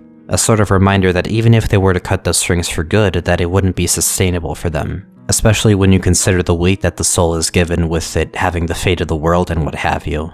I'd say there also might be a third interpretation, and that's... I don't know, maybe Chris is actually just kind of scared of Spamton in general? Like, they don't look comfortable around him. They often walk back a few steps, they don't bother to defend themselves when their soul is about to get taken from them, which would be a sign of them being okay with the idea of it, or them just being genuinely in terror. And even in Spamton's shop, the option for leaving is just called escape. It might lead into them being afraid of becoming Spamton as well, that they don't want to become that desperate, and that they do see themselves in him, but not in a good way, or one that would really warrant them seeing him as a friend, but more like a cautionary tale. There's a lot of ways to look at it, and this dynamic between Spamton and Chris is one of the reasons why there's just so much fucking depth to Spamton as a character, as he by far has some of the strongest impact we've seen on Chris, and I think it's definitely worth mentioning because if a secret boss can leave that kind of impact on our main character here, and knowing the kind of information that secret bosses appear to have access to, it does seem relevant to understanding the game from a meta perspective as well. But I can't say for sure. Either way, God, that's finally everything about Spamton, at least for when he is actively present in Chapter 2. Safe for Weird Route, but I'll get there. While Spamton never outright mentions anything that's very meta, like how Jevil casually referred to HP before his fight, I do think there's definitely a lot of stuff that does show he knows more than most other characters do about Deltarune's nature. He knows of Jevil, he's directly hinted at the next main antagonist, and at this Mike character that we don't know much about other than Mike being a former close associate of Spamton's. He's had a different character likely speak through him, and this is most commonly believed to be the character from the Unused Strings, and his goal pretty much was to reach a level of power that ultimately would have required the soul, or our control, in order to achieve that. While not so direct, I think the idea of a character trying to literally be you and reach your level of control is pretty fucking significant, and with the motif of control going very much without saying at this point, it does still continue the trend of these secret bosses knowing a little more about how things really work compared to other characters. I guess there's also something to be said about the fact that he's a secret boss that also is a shopkeeper, given that Undertale has placed emphasis on a character like Gerson being immune to the player by sheer virtue of being a shopkeeper, and again, the whatever this is that happens when you have Spamton transferred to the disc. Maybe there's something of note about that. But really, it's a lot easier to look into his dialogue in the context of lore and in relation to characters like Chris, Noelle, or Des, while Jevil was a bit more blatant about his understanding that he was in a game, and that knowledge making him feel like the only free one. Although, the thing with Jevil is that he's alluded to the theme of your choices not mattering. Like, if you refuse to do something with him, he says, how could you refuse a game that you're already playing, and stuff of that sort. He gives off the impression that while he knows he's in a fabricated reality, he can indulge in that and let himself be free, just enjoying whatever weird, fucked up ride the world has in store for them. Spamton, obviously, is not like this. His whole thing was just to gain more and more power to reach beyond heaven and reach a level of control alike to or even exceeding ours. If absolutely anything, I think the closest I can get to finding an equivalent for him breaking the fourth wall outright like Jevil did with mentioning HP is actually in the fact that he's so blatantly aware of the soul and what it's capable of. There isn't another boss in the game that really focuses on it quite like Spamton does, and on top of that, the way he manipulates the presentation of the battle system also really adds on to that. There's also the fact that the soul color changes, which I think on a meta level is pretty significant, because it does make me ask a lot of questions. For one thing, why only now? Why only in this fight, and why does this never happen anywhere else in the game? What conditions have to be met in order for the color of the soul to change? I've seen some theories about this that I was initially willing to believe, but I feel like more often than not they depend way too much on Undertale rather than thinking about Deltarune by itself. Not that Undertale has no weight in any of this, but consider. Every time the soul color changed in Undertale, it was often because of the boss you were fighting. When it turned blue, that was Papyrus's attack. When it turned green, that was Undyne's doing. When it turned purple, that was Muffet's doing. The only sort of exception is when it turns yellow, since that was thanks to Alphys' help, but regardless, the soul color never changes on its own. It's always thanks to someone else, either for your benefit or to limit you in some way. And the theory I often hear in Deltarune's case is that because Spamton was using Mettaton Neo's body, that the soul remembered something about it and that made it turn yellow by itself. But the thing is, if the soul is supposed to be the player, then I don't remember getting the input for it to turn yellow. It just did that on its own. I couldn't control that.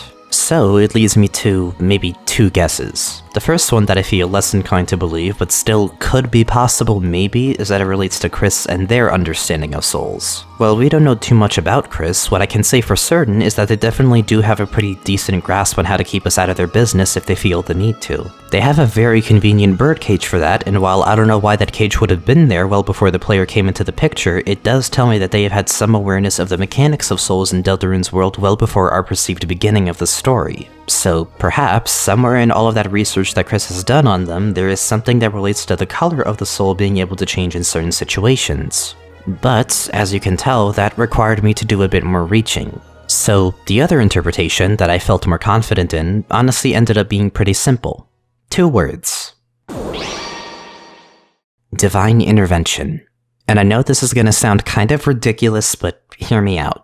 Spamton is one of a few characters in the game who has a pretty strong connection to Gaster. We also literally have a connection to Gaster that was made at the beginning of the game, and he is overseeing our behaviors both in-game and even in the menus. He gives us the prompt to either continue or give up whenever we get a game over, so clearly whenever we lose any battle or our HP in general, he is the one that has to handle that situation when it pops up.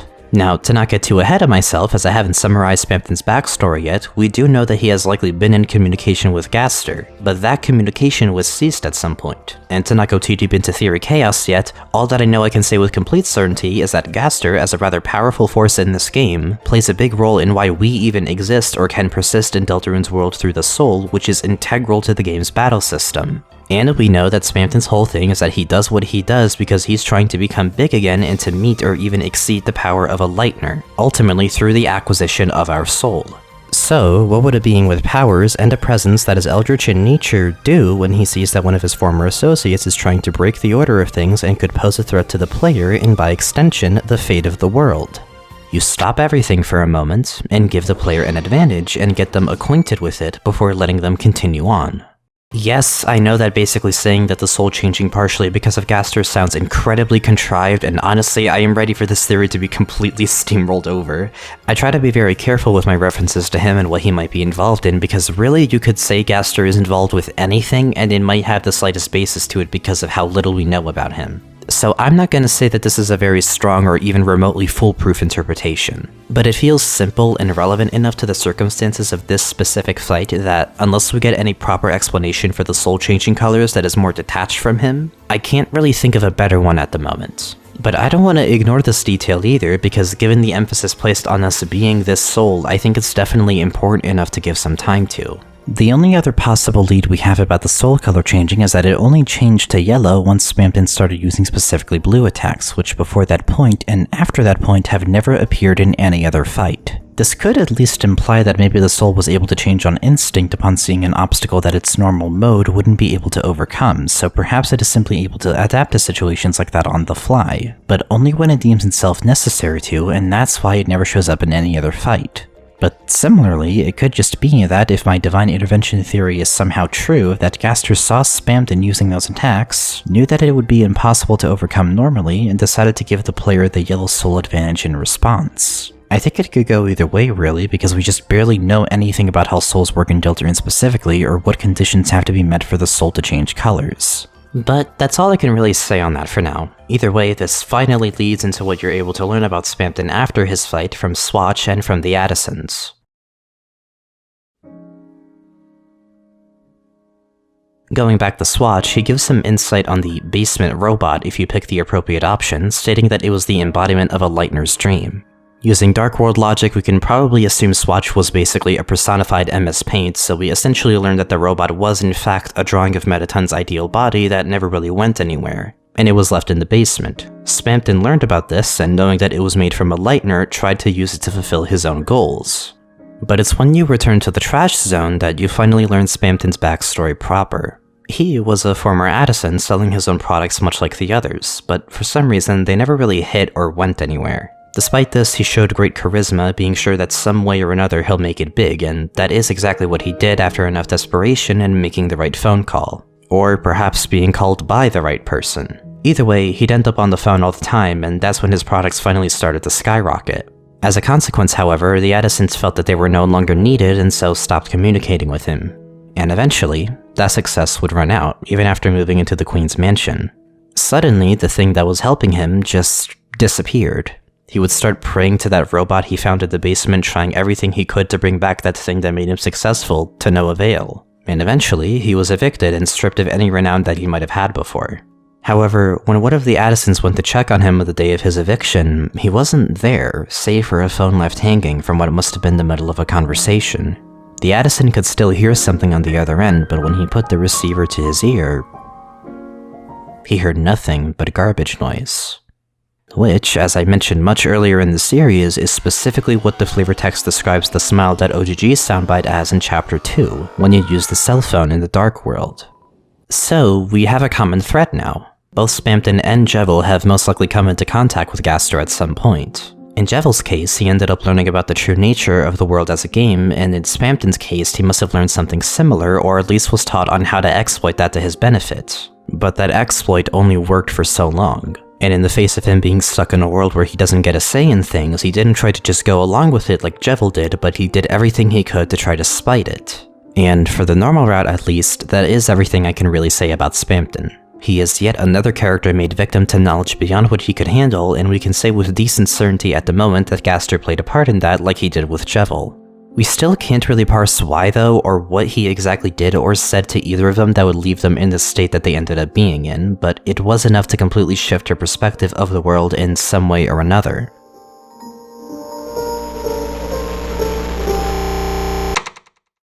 And with that, the next thing I can talk about is what happens when you give the second Shadow Crystal to Sham, as I do find it worth noting. First off, they imply that they do actually know about Spamton, or at least are familiar with him, as they refer to him as that salesman, which would make sense as we know at least that Jevil and Spamton know each other, so maybe Sham just knows of him by proxy. They make their own comment as well about the old machine being Mettaton's work, and then when talking to them after they take the second crystal, they tell you that the next secret boss might be impossible to win against without the Shadow Mantle, which Sham should have, but they seem to have had it taken from them. And they imply that if it stays that way, then at 2 Shadow Crystals they'll remain, which is worrying, but I'll give my thoughts on this later. That is pretty much everything to do with Shadow Crystals though, in Deltarune. There's only a few of them so far, and the common thread seems to be that in the Dark World they show a glimpse of where they would be in the Light World, while in there, as a glass shard, it shows an altered version of the Light World, and in both cases a rather grim alteration.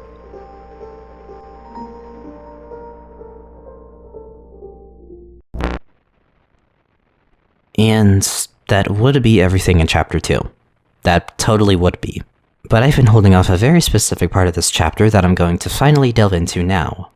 Deltarune's whole thing at the very beginning was that your choices did not matter. It did not matter in Chapter 1 how you approached fights, how you handled certain dialogue, what kind of vessel you made, what you did in the Light World, whether you fought Jevil. The game would end the same way ultimately, and the very most that would change is just the attitude of some of the people in the Dark World, but nothing outright horrible, just either, oh, we're niceys now, or, oh, you're actually mean, get the fuck out of here. For a while, we were to assume that this would be the same case for Chapter 2.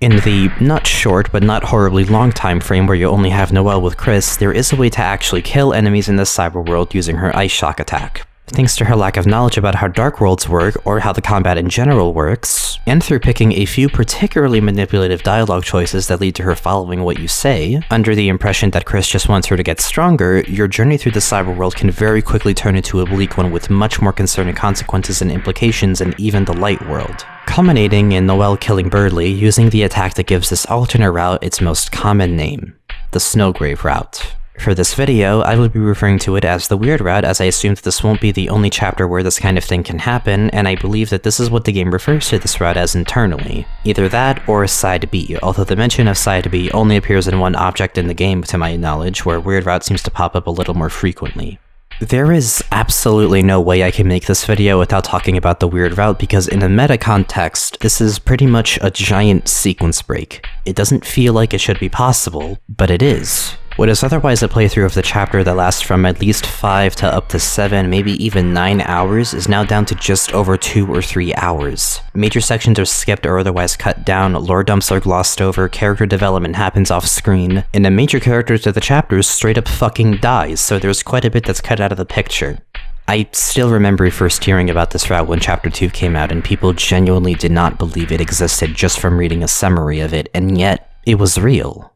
And I can't help but feel like that was kind of the intention. And actually, before I continue on, it's kind of hit me as I've been doing nothing but talking about Deltarune and meta shit and Spamton for who knows how long now.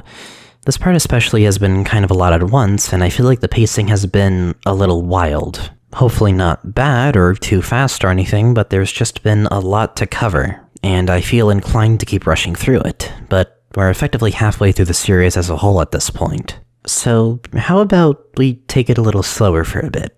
I think this is what they call an intermission, except not really. I just need an excuse to indulge for a few minutes and illustrate what I think is one of Deltarune's most important themes. And it's not quite just escapism.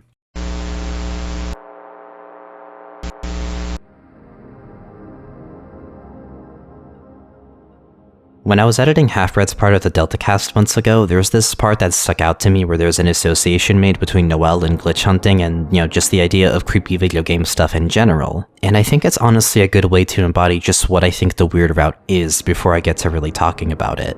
So, how about I let him cook for a bit just cuz before I give my own perspective on this side of things and on the route in general going forward. We've gotten in the Spamton ARG about Noelle is that she used to run a video game glitches and like rumors blog essentially.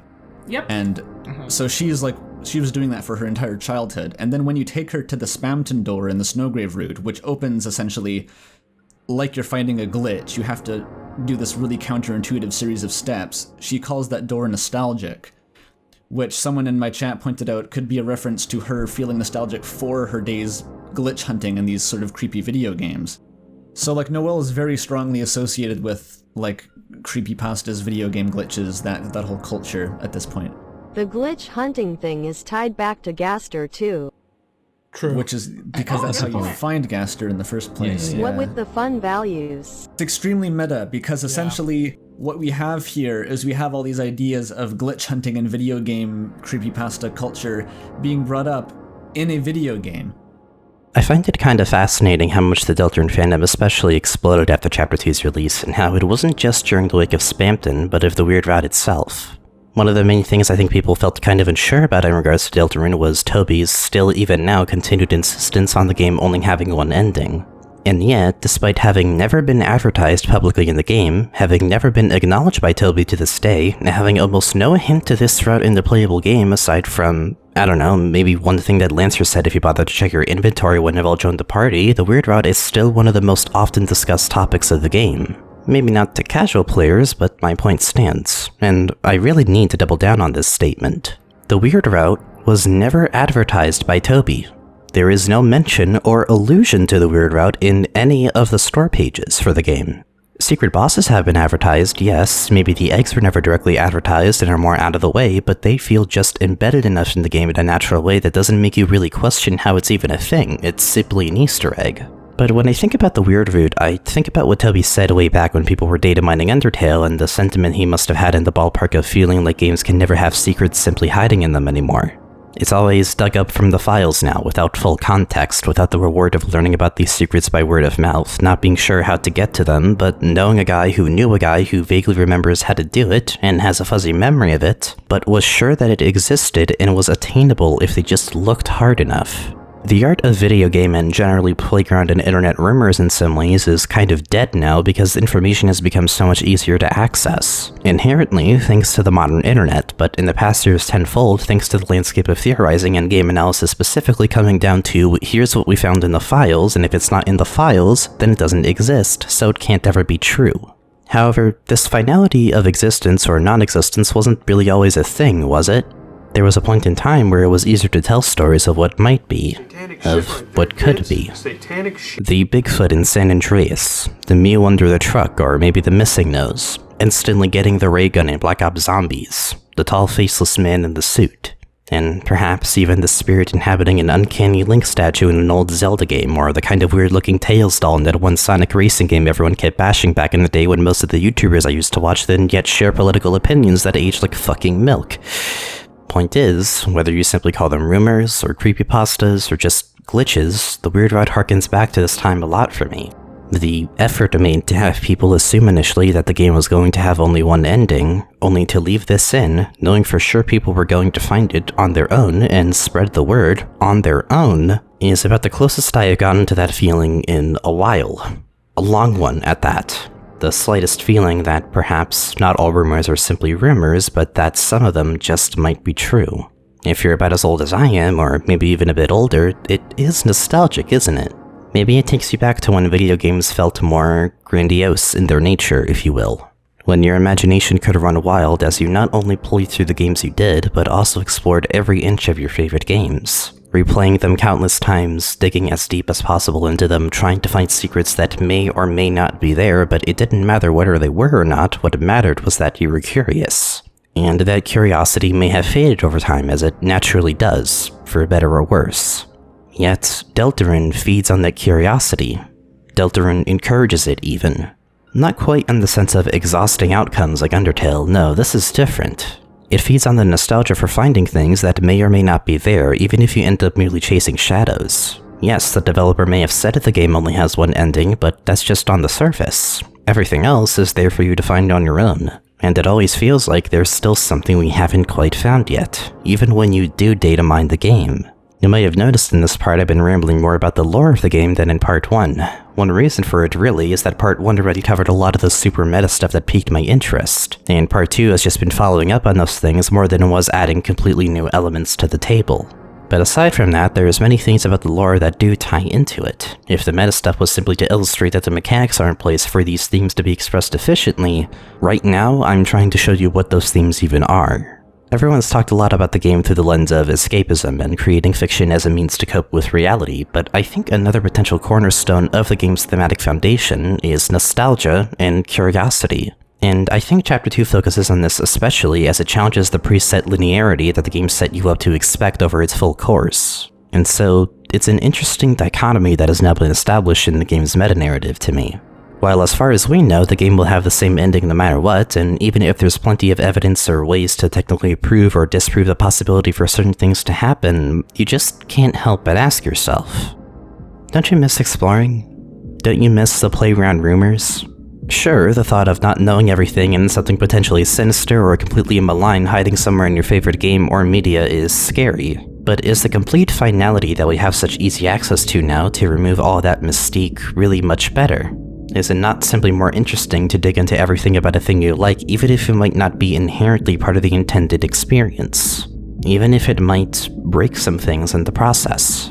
This is what I think the Weird Route illustrates, and especially highlights. Deltarune encourages you to find secrets in itself, and the Weird Route to me is the absolute most extreme application of that. Not just going off the beaten path, but finding an entire loophole to both forge your own path and mold the already laid out one into something completely different. Something much more bizarre, with no help, no guidance on if you're even supposed to be able to do this, if this is even meant to be real. And with the fact that the character, who is a known glitch hunter, is the one responsible for this route even being possible, I think it's only natural that a character of that sort is the channel through which we are now forced to lay our nostalgia and curiosity bare for the game to see, and to break itself down upon. And you'll see soon enough that I think a lot of the themes in this game, in fact, do tie back around to Noelle, or at least to Des, and the Weird Route and its sheer lack of any hints or advertising for it beforehand goes to show for me that Deltarune knows exactly what it's doing. It's not just hiding secrets.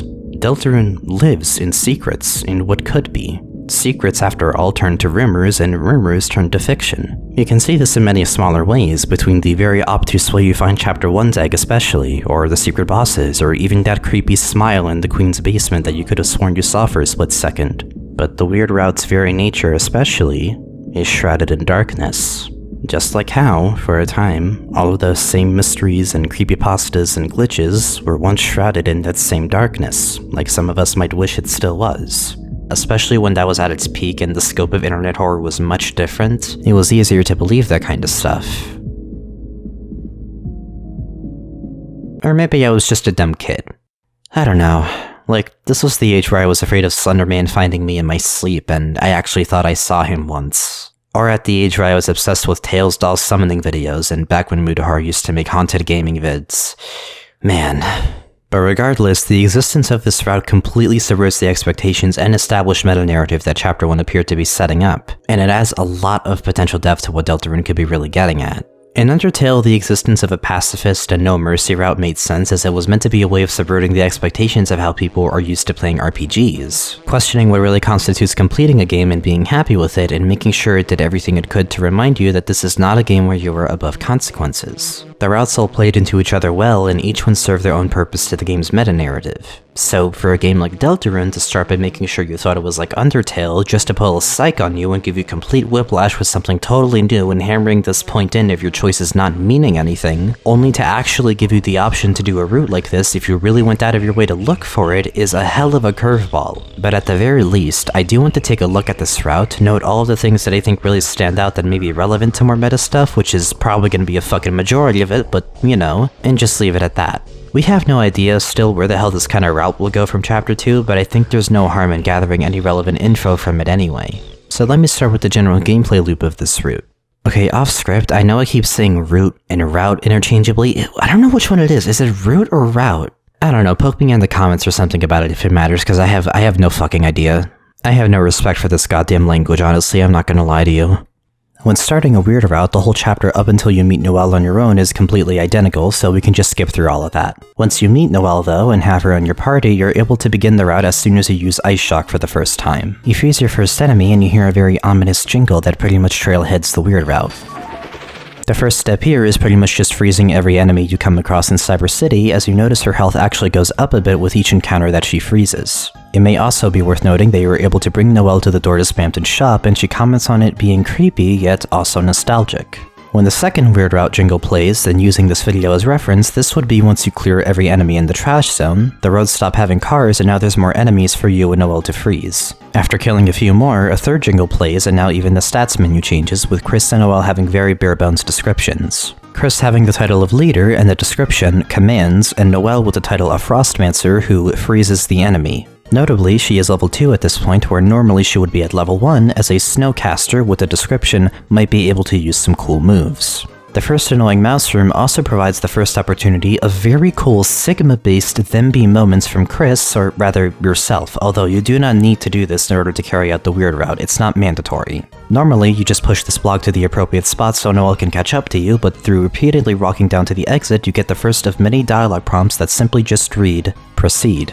This being an option that pops up many times in later conversations with Noelle, but we'll get to them shortly. While this isn't necessarily important to the weird route, it certainly is out of character enough that I'd consider it part of that ballpark. Because even if not required for this route, Noelle still comments on how bossy that was of Chris, a central point of this route being just forcing your will upon them and making them act extremely out of character just so you can force a different outcome. Moving on, the city continues to be ever slightly more empty than before, with a noticeable lack of characters like most of the Addisons at this point in the route. A fourth jingle now plays once you get to the room with the Ferris wheel ad after killing every enemy up to that point. And this ad is where another very worrying interaction can happen, I believe similarly not mandatory but still stands out, where you can select "I will ride with you," and then "Noelle will ride with me," to her understandable concern, just shrugging it off as a prank.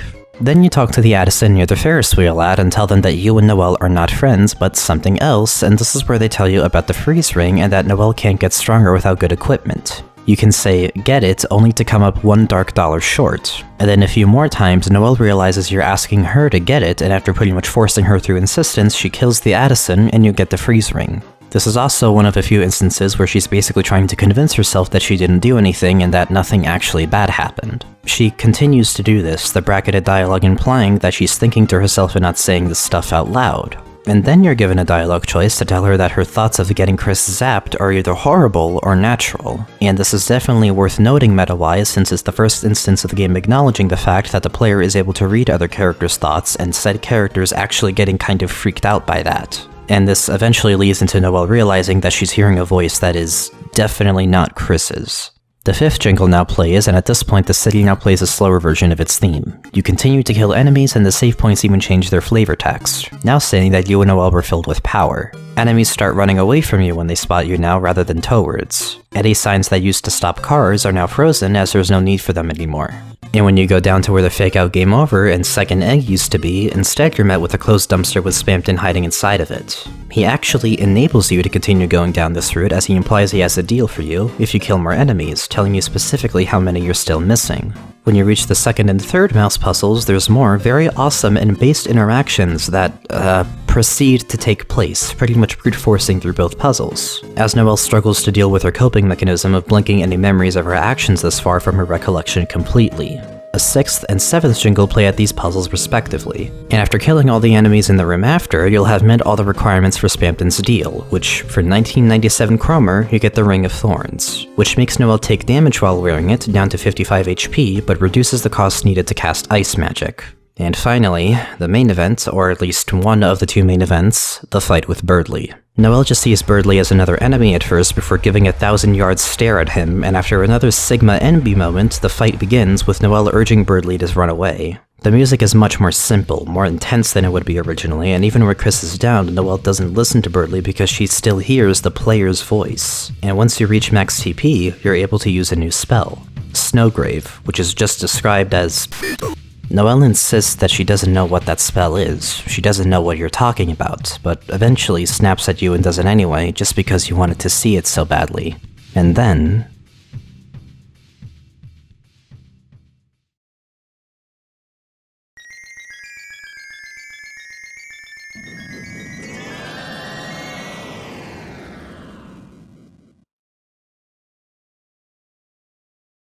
Noelle just asks what happened, completely blinking on what she just did only a few seconds ago before leaving through the upper alley and going back to her room in the mansion. You go up that same path, which immediately just sends you to the entrance to Queen's mansion as you regroup with Susie and Rouse. Susie notices pretty quickly that Chris looks upset, which I think goes without explaining as to why. But it's shrugged off pretty quickly, and at this point the sequence break part of the route really kicks into full gear because what the fuck? The mansion is totally barren as things like Susie's ultimate healing and the lore surrounding certain Darkners not belonging in other Dark Worlds is explained very unceremoniously. Instead of the usual music playing, now Deal Gone Wrong plays throughout the mansion as you find out the butlers are holed up somewhere and the Queen is nowhere to be even found. You also learn that the strange force that's taken over is Spamton as he's changing forms down in the basement, thanking you and Noelle for giving him the opportunity to do so, only specifying that he sure hopes no one tries to steal the fountain. I don't have much to say about the mansion up until the very end, honestly, other than some things are altered, like you fight Mousewheel, Task Manager, and Wire in different rooms, and the table puzzle is now just a Peepus maze. That is literally it, I think. But the next notable part is when you're near Noelle's room. Susie asks Chris to go with her to save Noelle, but Chris doesn't say anything, and you don't get any choice to make Chris say anything either. Rouse does the thing he usually does when Susie's off on her own, asking if Chris wonders what Susie is doing, but again, no response. Which could be taken as Chris trying to keep the player's perspective away from Susie as much as possible now. Although, Rouse then says, "You're right, Chris, it has only been 30 seconds. Which, it could have one of two meanings, because this is yet another instance of Rouse to me just being kinda weird. On top of me already mentioning that this moment pretty much results in Susie coming back and Rouse trying to learn what happened, only for Susie to shrug it off and say she'll explain it later, which prompts Rouse to be probably more caught off guard than in any other moment in the game. I feel like him saying this could either mean that Chris told him that it's only been 30 seconds, which could be possible because we never hear Chris's voice, but I also wonder if, assuming he's just referring to the player here and not Chris, that he takes the silence from the player as a response of that sort. Susie also seems very eager to move on, and I can't help but wonder if she's just trying to get going with stopping Queen, or if even with what she told about what happened that there's something about her conversation with Noelle that made either of them uncomfortable. But you continue on having completely skipped that sequence and also skipped the Queen boss fight altogether as she notes that Noelle isn't in a condition to help her now, and she can't find Berdly anywhere. All of the important lore you get here regarding the roaring as such is completely glossed over. Susie then goes to see Noelle again before you leave to seal the fountain, and I think there's a pretty strong implication here that Noelle is just dead asleep in her room at this point after everything that happened, or at least that there's something that was left out in whatever Susie said about Noelle in her room, but anyway. You go to seal the fountain, and so the other main event happens. The mandatory fight against Spamton Neo as he's pissed at you for trying to seal the fountain and breaking whatever alliance he thought he had with you. And so the fight starts. And there's a lot of dialogue that Spamton throws out that's unique to this fight, one bit being, "You've been making, haven't you? You've been making Hyperlink Blocked." Which I think adds further to my best guess that when he mentions Hyperlink Blocked, it must be referring to control or also likely freedom or possibly even power? Could power be a potential mechanic similar to how determination is, in the sense that having more of it just gives you more control over reality? I mean, aside from the save point mentioning that you're just filled with power, it does say you're otherwise filled with the power of something, and that power is what regenerates your HP and what lets you save. Hell, the song that's used when you're sealing fountains is called Your Power. And that's a second potential video to make about Deltarune aside from talking about stats. Jesus Christ, man. The fight doesn't have anything of note until his defense phase when you're unable to leave a dent in him until you try acting. It starts with just blank prompts showing Rouse or Susie's icons saying that nobody came when Chris tried to call for their help. And then you get to Noelle's icon, where it's not Chris calling for help, it's you whispering Noelle's name. While there are instances of the game using you and Chris interchangeably, it's pretty universally agreed upon that this is a case where the distinction is likely very intentional. Spamton scolds you at first for it, before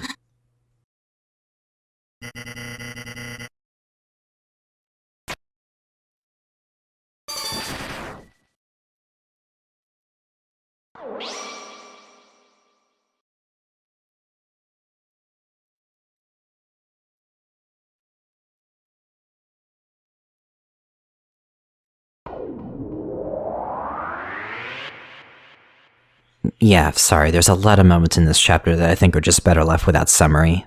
Back in the light world, Noelle wakes up and she recounts some of what happened with Susie, and Birdley doesn't wake up. She just shrugs it off as exhaustion and him resting a bit and then quickly leaves. There's only a few things that should really be mentioned at this point. Going to Castletown is just kinda depressing, as Queen is one of the only people who really make it there since, well, you fucking killed everyone else, and the fact that this route makes Queen actually kind of upset is good enough reason for me to never want to play it myself. And the last thing I can really go over now is what happens when you go to the hospital. The interaction mostly plays out as normal, but slightly altered so that now Noelle doesn't want to give Rudy control over her game to him, and once you leave the room, Rudy asks to have a word with Susie, and Noelle keeps convincing herself that what happened was just a dream, but can't help but feel like it was too real to not be something else. And she becomes aware of a voice that was telling her what to do, one unlike Chris's. And she catches on to how weird Chris has been acting in general and wants to figure out why. You get a dialogue choice saying that you wanted to see Noelle or just her father. Either way, she gets startled, and after she tries to assure herself that it was just a dream, even after hearing your voice again, you get the choice to either say nothing or that it wasn't actually a dream. Susie walks in, and Noelle, again, quickly leaves. There's other things that are unique to this scene as well, like her noticing that you have her watch if you ever equipped it on Chris in the Dark World, or the fact that this is the only scene so far where you have player control outside of this dialogue box, and you can step towards Noelle to skip to the later bit of her dialogue, then again to make her tell you to stop getting closer, and then one more time to just dismiss the scene entirely. And that's the weird route. The game ends the same way even if you go through this route in its entirety, although there are plenty of moments throughout the weird route where you are able to abort it, whether by selecting a different dialogue choice, or choosing to spare Birdley or use anything other than Snowgrave on him to deplete his health. In this case, everything pretty much goes back to normal and the game progresses through the normal route again, and a new jingle plays as a cue of this.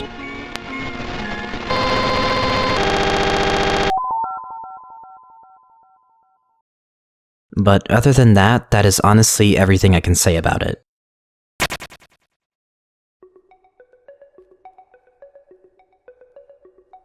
Hell, honestly, that's kind of a wrap for this part of the analysis overall. What a fucking ride. This chapter has been incredibly dense. I'm adding some of this in last minute because in the rush of trying to just get through all these topics, I've realized how easy it is to forget to know when to wrap things up proper because I didn't want to stretch this video's runtime any longer than it already is. I think where Chapter 1 gave me a lot of room to focus on some of the more meta parts of the game, Chapter 2 was mostly following up on those things, but also adding so many things to the table that we can't even begin to fully understand in the bigger picture, to the point that I felt I had no choice but to go kind of rapid fire with some of what I talked about. There's God knows how many ways to go from here on, and as it stands, with only 2 chapters out for us to play, we're at yet another cliffhanger. Chapter 1 may have established the game's themes of control and how that influences a player-protagonist dynamic and the dissonance between us and Chris, but Chapter 2 really nailed that theme in like nothing else. Chris has been given a lot more moments to be able to act and do things on their own accord and to get in the way of some of our actions, and likewise we have had many more opportunities to completely break the order of things and, if you really wanted to, impose your will on Chris to the point of using them to manipulate their friends into much more concerning circumstances. And yet, despite all of that, at the end of the day, we have a similar deal as with Chapter 1's ending. A hint of normalcy, only for it to be disturbed as Chris pulls out the soul a few more times to steer things in their favor so that Susie can stay at their house, by getting Toriel to invite her over after slashing her tires and getting her to call the police later at night before they wake up in the dead of it, pull the soul out, open the door, turn on the TV that they had plugged in the night before, and take one last look at Susie before stabbing the floor with their blade, creating a dark fountain of their own, before putting the soul back in and sleeping once more, as we see a smile form on the TV and roll credits.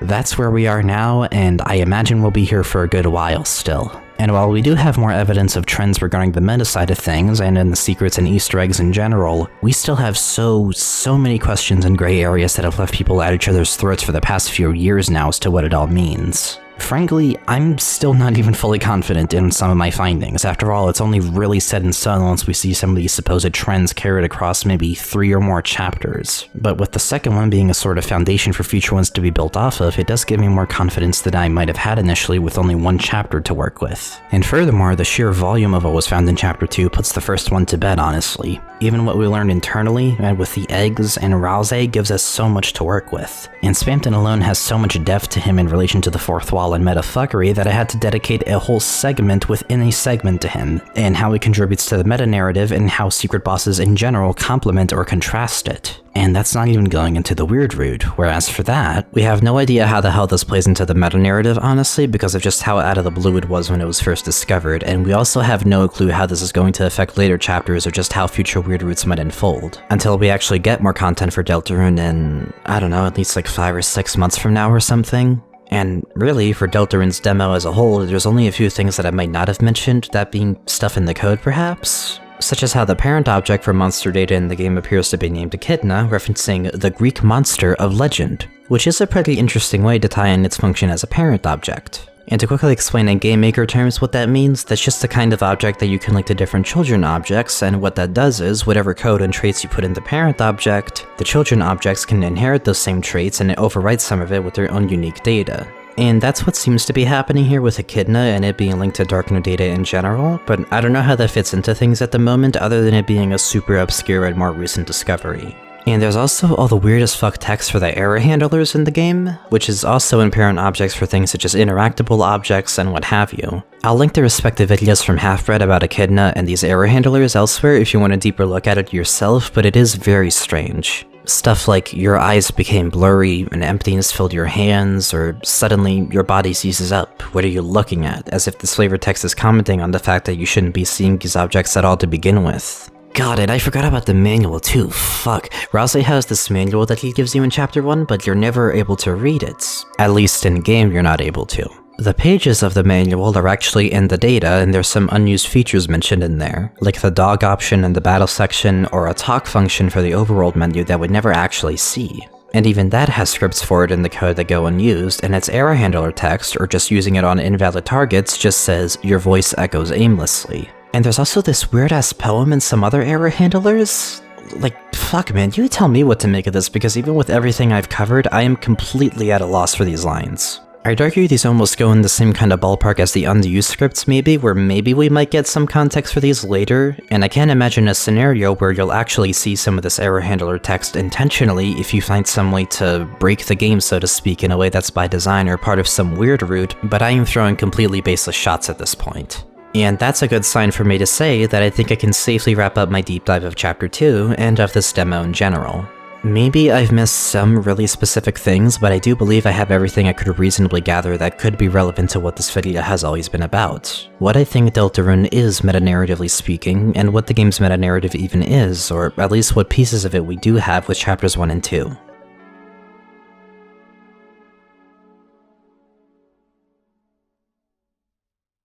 Can we talk about that now? We're surely over 30,000 words in.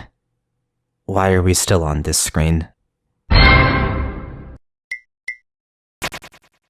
What the $4.99. After everything I've done, you fucking pull up! But wait, there's more. The end is never the end, is never the end, is never the end, is never the end. September 17th, 2022. Only a few days prior, we got what is, at the moment, the second or maybe actually third most recent status update we have on Deltarune. I don't know, it depends when the last newsletter released. Anyway, chapters 3 through 5 are the next batch of content Toby and company plan to release as a proper full game drop once it's ready, and alongside showing off some neat teasers for chapter 3 and also a bit of chapter 4, we know that they have at least a chapter's worth of stuff already done by now, so let's say they're already about or even over a third of the way through, at most closer to half. Frankly, it's at least another year before we get more content, assuming there's no severe complications that pop up, but with what we already have, there's still plenty to talk about of the game until then. But aside from this update, we got an announcement for a charity event to celebrate Chapter 2's anniversary, the Spamton Sweepstakes being held on the 17th and ending on the 18th. People could donate, and as long as you were in the United States, you could enter once to have a chance at winning one of many cool Spamtonk-themed items. Oh, and also if you're rich or something, you could participate in a few auctions for some even higher value items, all the money from those auctions also going to charity. With all the content we already got about Deltarune, there was no reason to really think more of this event. It's for a good cause, and this still wasn't the longest gap in content, and to hear that Toby and his team are already making so much progress after just a year is certainly good news. I was satisfied with this, and was ready to go into the next year waiting just as patiently as usual. Surely, there was nothing more to these sweepstakes than just funny items. Little did I know what I'd wake up to.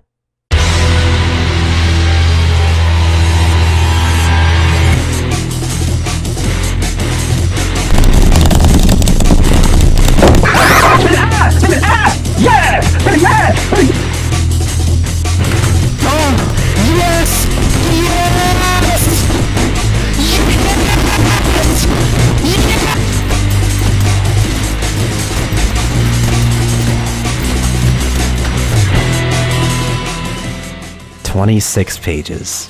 26 secret pages dotted along the sweepstakes site containing many, many things. From Spamton sightings to small and larger peeks at Chapter 3 to, most importantly, a lot of new information about the bigger picture in regards to Deltarune's lore, a good chunk of it being in the form of blog posts from a Holiday Girl 1225, aka Noelle Holiday. This motherfucker. He made what is just a few levels away from a Deltarune ARG. If I had any excuse to not make this video, those were completely thrown out the window after I learned of this. Immediately I took to Twitter, started archiving, screenshotting, recording every little thing I could possibly find in the event it were to be removed after the sweepstakes' conclusion, or just so that I could reach more people. And even then, I still missed a few things here and there. This was fucking huge, and given this was the most recent major development in regards to Deltarune, I'm still kind of processing just how insane this was. What a way to hold us over while we wait for the next 3 chapters. And Jesus Christ, don't even get me started on the fucking finale. RTVS held this stream like 30 minutes beforehand, and somehow I never made the connection that they were involved in making something Deltarune related. It was just like 30 minutes straight of some random cryptic shit before they threw up a link to the finale video. I hadn't felt something that visceral since Chapter 2's announcement a year prior. Just, man. I really want to call attention to just how sudden and surreal this event was for me, because I genuinely did not expect to be getting this much of a peek at new stuff so soon after Chapter 2. I guess to be fair, considering we're getting 3 times the amount of content for the next drop, it makes sense to have much more to tease with, but regardless, it was amazing not only for the new stuff we got to see, but also for the light it shed on things that we might not have even thought twice about before, and on events that took place before our involvement as the player that gave us a very striking insight into our cast of characters, particularly Chris, Susie, and Noelle. And I love it. God, I love it so much, and I feel like what it's done for the community at large was really important, and I'll look back on that time very fondly. But I don't want to spend all this time just rambling over how much I love the sweepstakes, because of course we're here to talk about it in the context of meta stuff. Though, it's kind of hard to do so because this is very far removed from anything relating to the game from a meta standpoint. The medium is entirely different, so it's not like I'm going to get much in terms of what the meta narrative could be or any UI elements that may be important. However, the next best thing I can do is look at what the sweepstakes gave us and see if it adds on to any current leads I already laid out when talking about the first few chapters. So to quickly lay out everything that we got in the sweepstakes, we obviously have all of the secret pages, of which, according to the code webpage, and after just counting them myself, there are 26 of them, which I've listed here, not counting the main sweepstakes page and the credits. It definitely looks like a lot to go through, but thankfully, because of what we're specifically looking for, we can narrow it down quite a bit to 17 pages. And I can even put them into different groups based on what leads it gives us that may be relevant to what I'm talking about. On top of that, we have the Spamton Q&A that happens somewhere midways into the sweepstakes. Once again, there are a lot of questions and answers, but I've narrowed it down to a more comfortable 6, maybe at most like 8 that seem relevant maybe. And finally, we have the finale video, but for the sake of my sanity, and also because Toby clarified that anything that may happen in it is not canon, I'm not going to really factor that into it all that much, because if you need to know absolutely anything about RTVS, it's that they are very, and I mean very good, at one thing especially: making shit up. Videos were invented around the time that Julius Caesar bought his first iPad. Now most of these things you don't have to worry about. It's too stressful to think about all these cables and holes and colors. We don't need any of it. I'm a child. If you touch the node one more time, there's gonna be hell to pay. I'm gonna bring all the Team Fortress 2 mercenaries to your house, and they're going to shoot rockets at you and beat you and your dog with hammers. But with that out of the way, let's just start by looking through all the pages that I thought were important for this video. First, with what I'd like to call the trailhead of the whole thing: code and comments. You can access code through the WebRing ad at the bottom of the main sweepstakes page, and likely this is the first blog post from Noelle you would have come across, either this or Cat Pedders. While at first this post seems totally unrelated to Deltarune, you'll see that her allusion to Dragon Blazers is actually meant to be a parallel to the Deltarune sweepstakes. Right now the post says that she found about 26 pages, but this number was actually lower during the sweepstakes and would be updated over time to count the number of pages that either people have discovered, or that Toby knew would be reasonably accessible to people at any given moment. So this page is just to declare how many secret sites there are, as well as introducing us to the whole Noelle blog element of the sweepstakes, making sure that people understood it wasn't an outright ARG, but did have stuff hidden in it. However, this is the point where I do want to mention something that I hadn't brought up until now, and this is one of those things that I think people in general didn't catch on to all that much until the sweepstakes shed a light on it. That being, there are quite a lot of allusions to this fictional game in Deltarune, Dragon Blazers. And when you look at most, if not all of these references to it, they actually can make pretty good parallels to things that either happened or could happen in Deltarune. So for instance, Susie mentioning Dragon Blazers 2 in Queen's Mansion and talking about how even if her sister gets cursed and has bad stats, she's still your party member, which in a way could be an allusion to Noelle and her inexperience with Dark Worlds, at least on a normal route. And there's a reference to Dragon Blazers 3 mentioned in both chapters in the hospital, the first time with Noelle saying that she's stuck at the Ice Palace, and the second time her playing it with Rudy, or not on a weird route, and being stuck at a certain point. Mentioning that the mage left the party, as well as mention of a move called Fire Shock, which is very similar to Noelle's Ice Shock ability in the Dark World.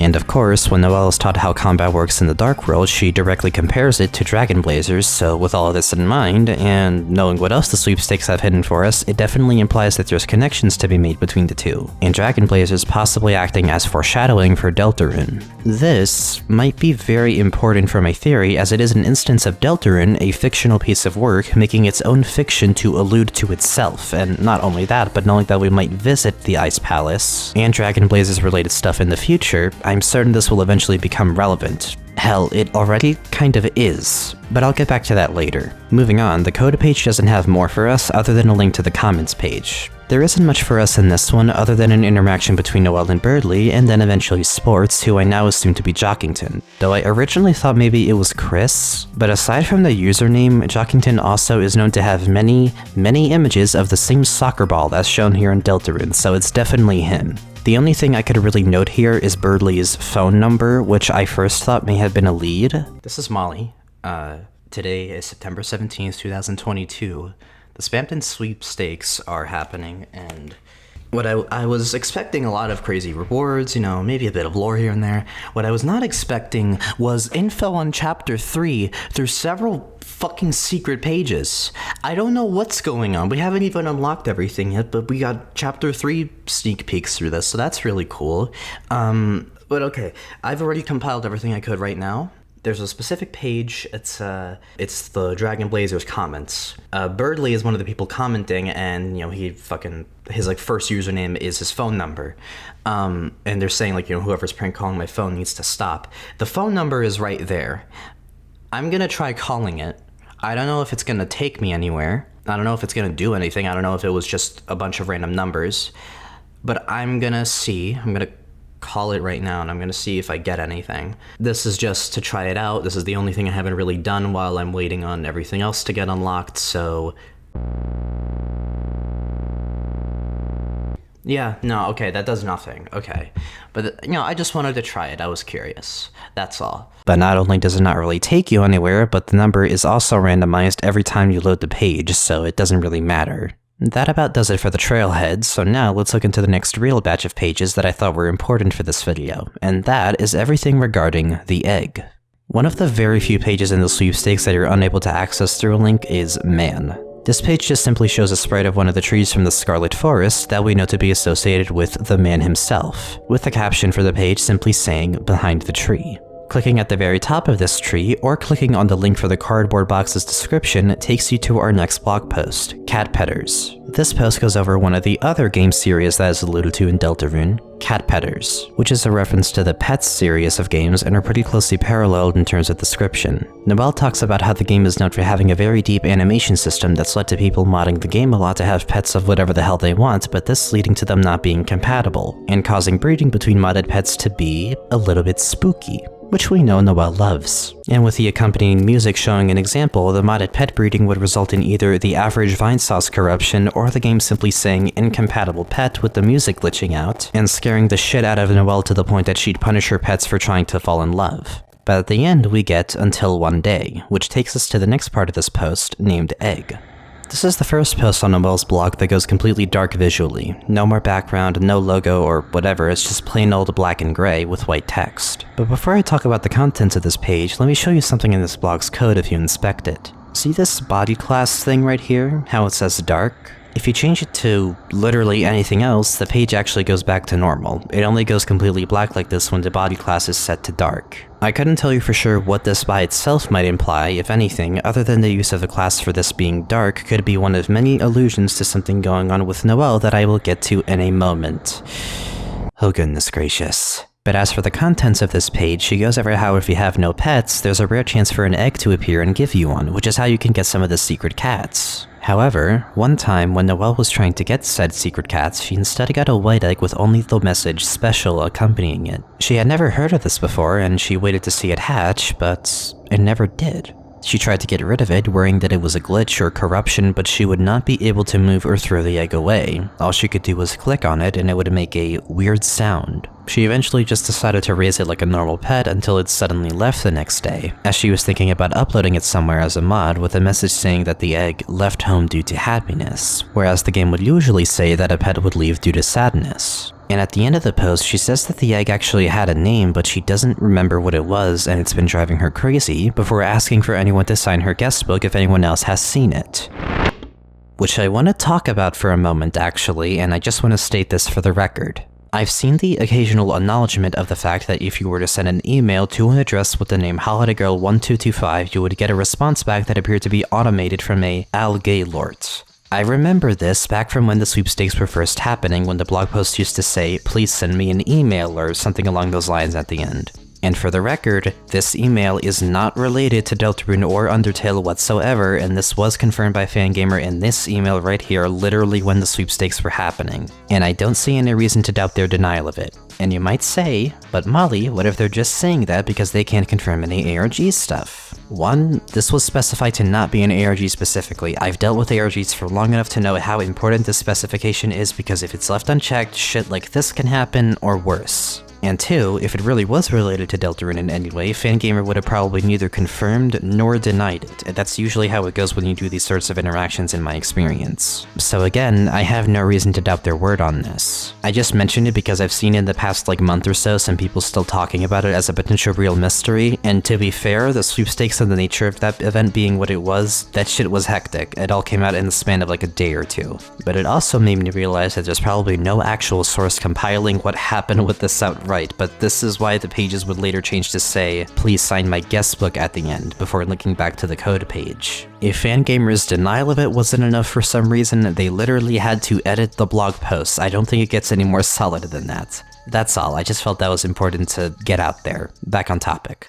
Now, while Noelle might have thought that the egg happened due to having too many mods, this egg does sound awfully familiar, doesn't it? Can't do anything with it other than have it make a weird sound, and it always finding some way to get back even if you try to throw it away. This egg behaves almost identically to how the two eggs you can get in Deltarune behave, which in a way makes Cat Pedders another instance of Deltarune using its own fictional media to refer to itself. This is very intriguing. While it doesn't really give much in the way of answers for why these eggs are even appearing or how they manage to maintain their form between the light and dark worlds, there is something here that might actually, just maybe, suggest that the eggs are genuinely related to Gaster, and it's this last line here, that Noelle, no matter how hard she tried, could not remember the egg's name. When it comes to anything involving Gaster, there is a lot of effort made to do everything but refer to him by name, save for the Gaster followers. You can't even name yourself Gaster without the game restarting or crashing altogether, and the only ways we can really connect anything to Gaster are through certain calling cards of his rather than him directly, let alone by name. And even if this is a bit of a reach, the message that accompanied the egg, special, was written in all caps, so maybe there's something to that. And with what else we learn of Noelle, there's certainly more than enough implications that there's something possibly going on between her and Gaster, but I'll get to that later. Otherwise, I think this page was one of multiple instances of us getting just a bit more information out of certain leads, but there's still plenty that we don't know yet that I don't think warrants us being fully confident in knowing just what is going on with stuff like the egg. But at least we know Noelle has some relation to it and where the egg stuff might have first derived from. There is one more page though that relates to cat headers, which you can find through the link for the Peepus Bath Rugs description, which takes you to the Blue Circle page. Here, Noelle talks about her habit of checking every email she gets, including spam emails. And just from seeing her descriptions of one of the emails, they definitely are alluding to Spamton, and one time she got an email that was just random numbers and letters. She plugged it into Cat Pedders 2, and in it she got a new pet, which was just a single blue circle. It would never move, and it would occasionally just glitch out and had bad stats, and most other pets didn't like it. But this blue circle had a unique trait of multiplying itself eventually, each time popping up a congratulations message. And of course, as more of the blue circles did this, they would exponentially multiply, to the point that Noelle had to wipe all of her pets from the game. And that's about it. It goes without saying that this was Spamton actually communicating to Noelle and giving her a Peepus in the form of a pet for her funny video game. And this calls attention to another thing that people might have missed out on before the sweepstakes but caught on to a little more. That being, a very particular connection that Spamton and Noelle have. I'll quickly diverge and talk about the Q&A for a moment, as there's a few answers that Spamton gave here that pretty much explain the events of this blog post from his end, and I think for the first time in this whole series, I'm actually going to talk about Des a little bit, Noelle's older sister. In Chapter 2, we get a lot of allusions to Des, where before, all we knew is that Des, hit Chris with a wiffle bat or something. But here, we see not only her name mentioned multiple times, spelled out once, and then also shown to be the reason Noelle froze up at her spelling bee and let Berdly win, as it was one of the words she had to spell, but there's a lot of implications that Des is not here. At the very least just missing, likely even in her earlier childhood, since if you go into her room, while her search results aren't directly stated, one of them is a calendar where every month is December and every day is the 25th. So, she was searching December holiday in the computer lab a fucking lot, and with how Queen talks about her search history, she seems a bit concerned for her in that regard, and not to mention with Des rarely being mentioned in Hometown and there being no grief for her, we have no idea where she is or what her condition is at the moment. But this is where Spamton comes in. In the light world, Spamton was simply just the mere concept of spam emails. But because Noelle would always check every email she got, she would especially check emails that Spamton sent to her that he describes as free friend find her. So she was really looking everywhere for any information on her, which Spamton says he of course didn't have, but would have loved to know any valuable information about Des or her likeness. People originally thought that this implied that Noelle was Spamton's mother, but in the Q&A this is clarified in that that's not the case at all, but rather that she was the only one that read all of his emails. Which is why he gave her a little blue gift, that being the same Peepus that Noelle describes in the Blue Circle page. So, that pretty much establishes all the history that Spamton and Noelle had with each other before Deltarune takes place as a game, and it explains Spamton's particular connection to her and how that plays into the weird route, while with him referring to her as an angel and giving her the Thorn Ring as a gift after she wipes out Cyber City. And I grouped this page into the rest of the stuff about the egg because I do think both Egg and Blue Circle illustrate a very interesting aspect of Noelle's backstory. Because not only do we know that Spamton has connections to her directly, but the egg post even implies that the man behind the tree that we'd see a few times in the game is also connected to her, which may even be Gaster that is connected to her. And knowing that Gaster definitely influenced Spamton and maybe at least partially related to the egg stuff, it does make me wonder, what the fuck could Gaster have to do with her? And that's not even all of the fuel in regards to that, but we'll get there soon enough. For now, let's move on. And let me show you a little secret. This is one of the pages you can access from the random ads that show up at the top of the sweepstakes site. 4 rows of 4 closets, most of which containing nothing, but a few containing stuff like a Rouse plush, a Peepus, or the screenshot referencing Superbad as a sort of inspiration for this event, probably. But aside from the main event that you're probably expecting, there is one other particular item that is really intriguing and terrifying. I'm going to link to a really good video that goes over the finer details of this discovery that Spooky Dude made, but to get to the point, you see this gumball machine?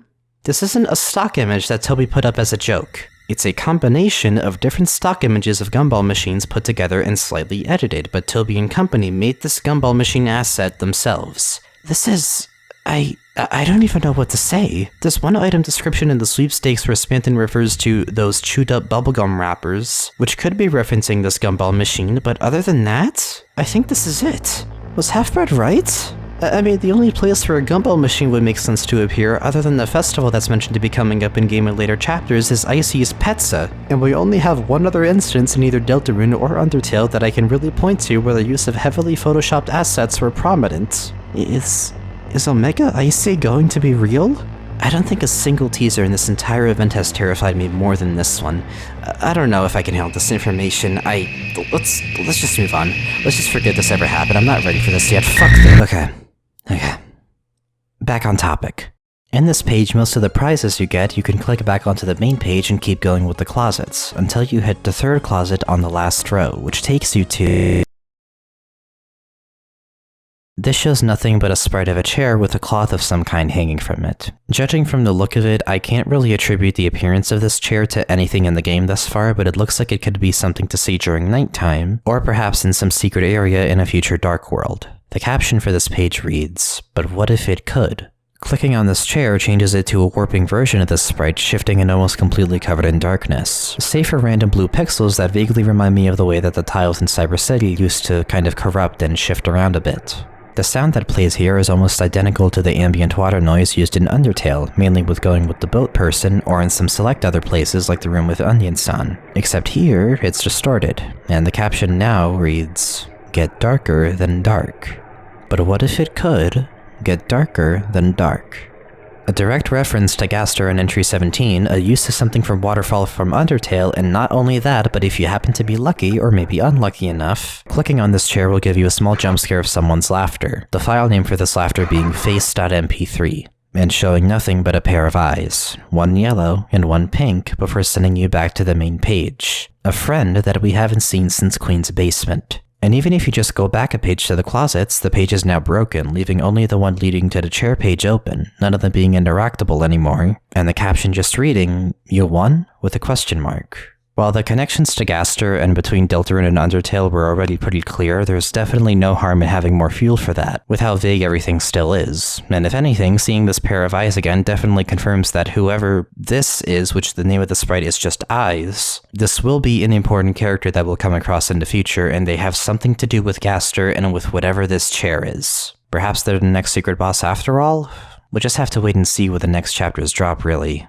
The next batch of pages that are of interest starts with Icy, through another ad you can click at the top of the main page. This takes you to an Icy cryptid sighting website, documenting one of the sightings, courtesy of who appears to be a much younger Noelle Holiday, young enough that Des was still around at this time. The sighting itself doesn't provide too much of interest other than the worrying detail that that burnt Icy box is somewhere beneath the graveyard, and again, I don't know if I can handle Icy becoming a real part of the story, let alone a secret boss or something on the level of Omega Flowey. At the end of the page, though, there's a link that's supposed to take us to the Icy settings that Des provided. However, clicking on it takes us to December, a fake 404 page made to look like Internet Explorer. It very well could just be another allusion to the fact that Des's existence is very much up in the air at the moment, and the fact that we get so little about her anywhere is definitely worrying. But this page does pull a pretty clever one. One of the suggestions on this 404 page is to basically check your spelling. December didn't work. So, what about Des? Bits of red guitar. Clicking on it plays a track called FindHer.ogg.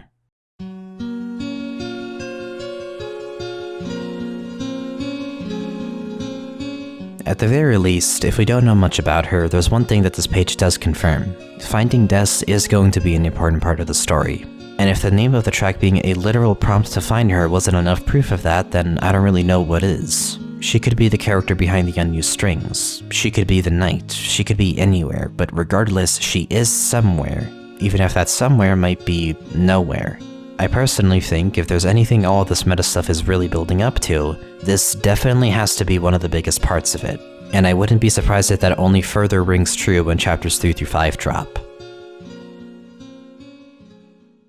And while we're on this topic of talking about the main cast of characters, let's move on to the next few pages of interest, the first one being Chris Dreamer Chris, found through the link on the description for the Heart Locket, one of 2 private blog posts that actually give us some insight into Chris.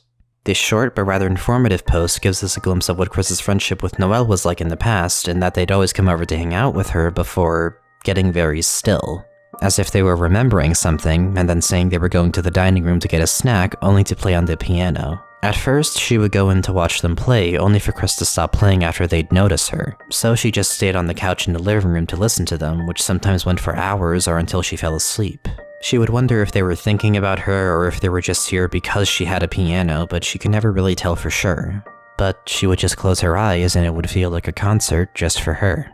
This post fascinates me. Chris is undoubtedly one of the most important characters when it comes to both Deltarune's narrative and more meta aspects, because aside from them being the character that we have control over, any information we can possibly learn about them without our influence on them could eventually lead to us learning more about what got them into their current situation in Deltarune, and I'd argue most importantly, why they're in said situation to even begin with. Yet, even with what we learn here, this ultimately raises even more questions, as I get the feeling that judging from their behavior, they've kind of just been like this, as in always doing things rather suddenly, being hard to read in terms of how they feel towards others. And the line about them getting very still, as if they were remembering something, sticks out to me a lot. I think whatever it is about them that's made them the way that they are, I'm willing to bet it must have been earlier in their life. I don't know how early exactly, but the fact that something stops them every time they hang out with Noelle, and their way of dealing with the sudden recollection is by playing the piano until someone walks in on them, really implies that there's something Chris might be keeping buried mentally.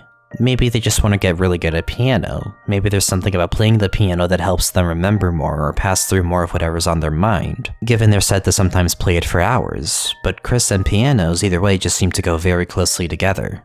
For one thing, the audio that can be played on this page is just this mess of overlapping and echoing piano playing. It's hard to tell what melody is even trying to be played, if any, until it just becomes completely muffled. I like to imagine this as possibly how Noelle hears the piano until she falls asleep while Chris is playing it, but there's many open interpretations I feel for what this track's significance could really be.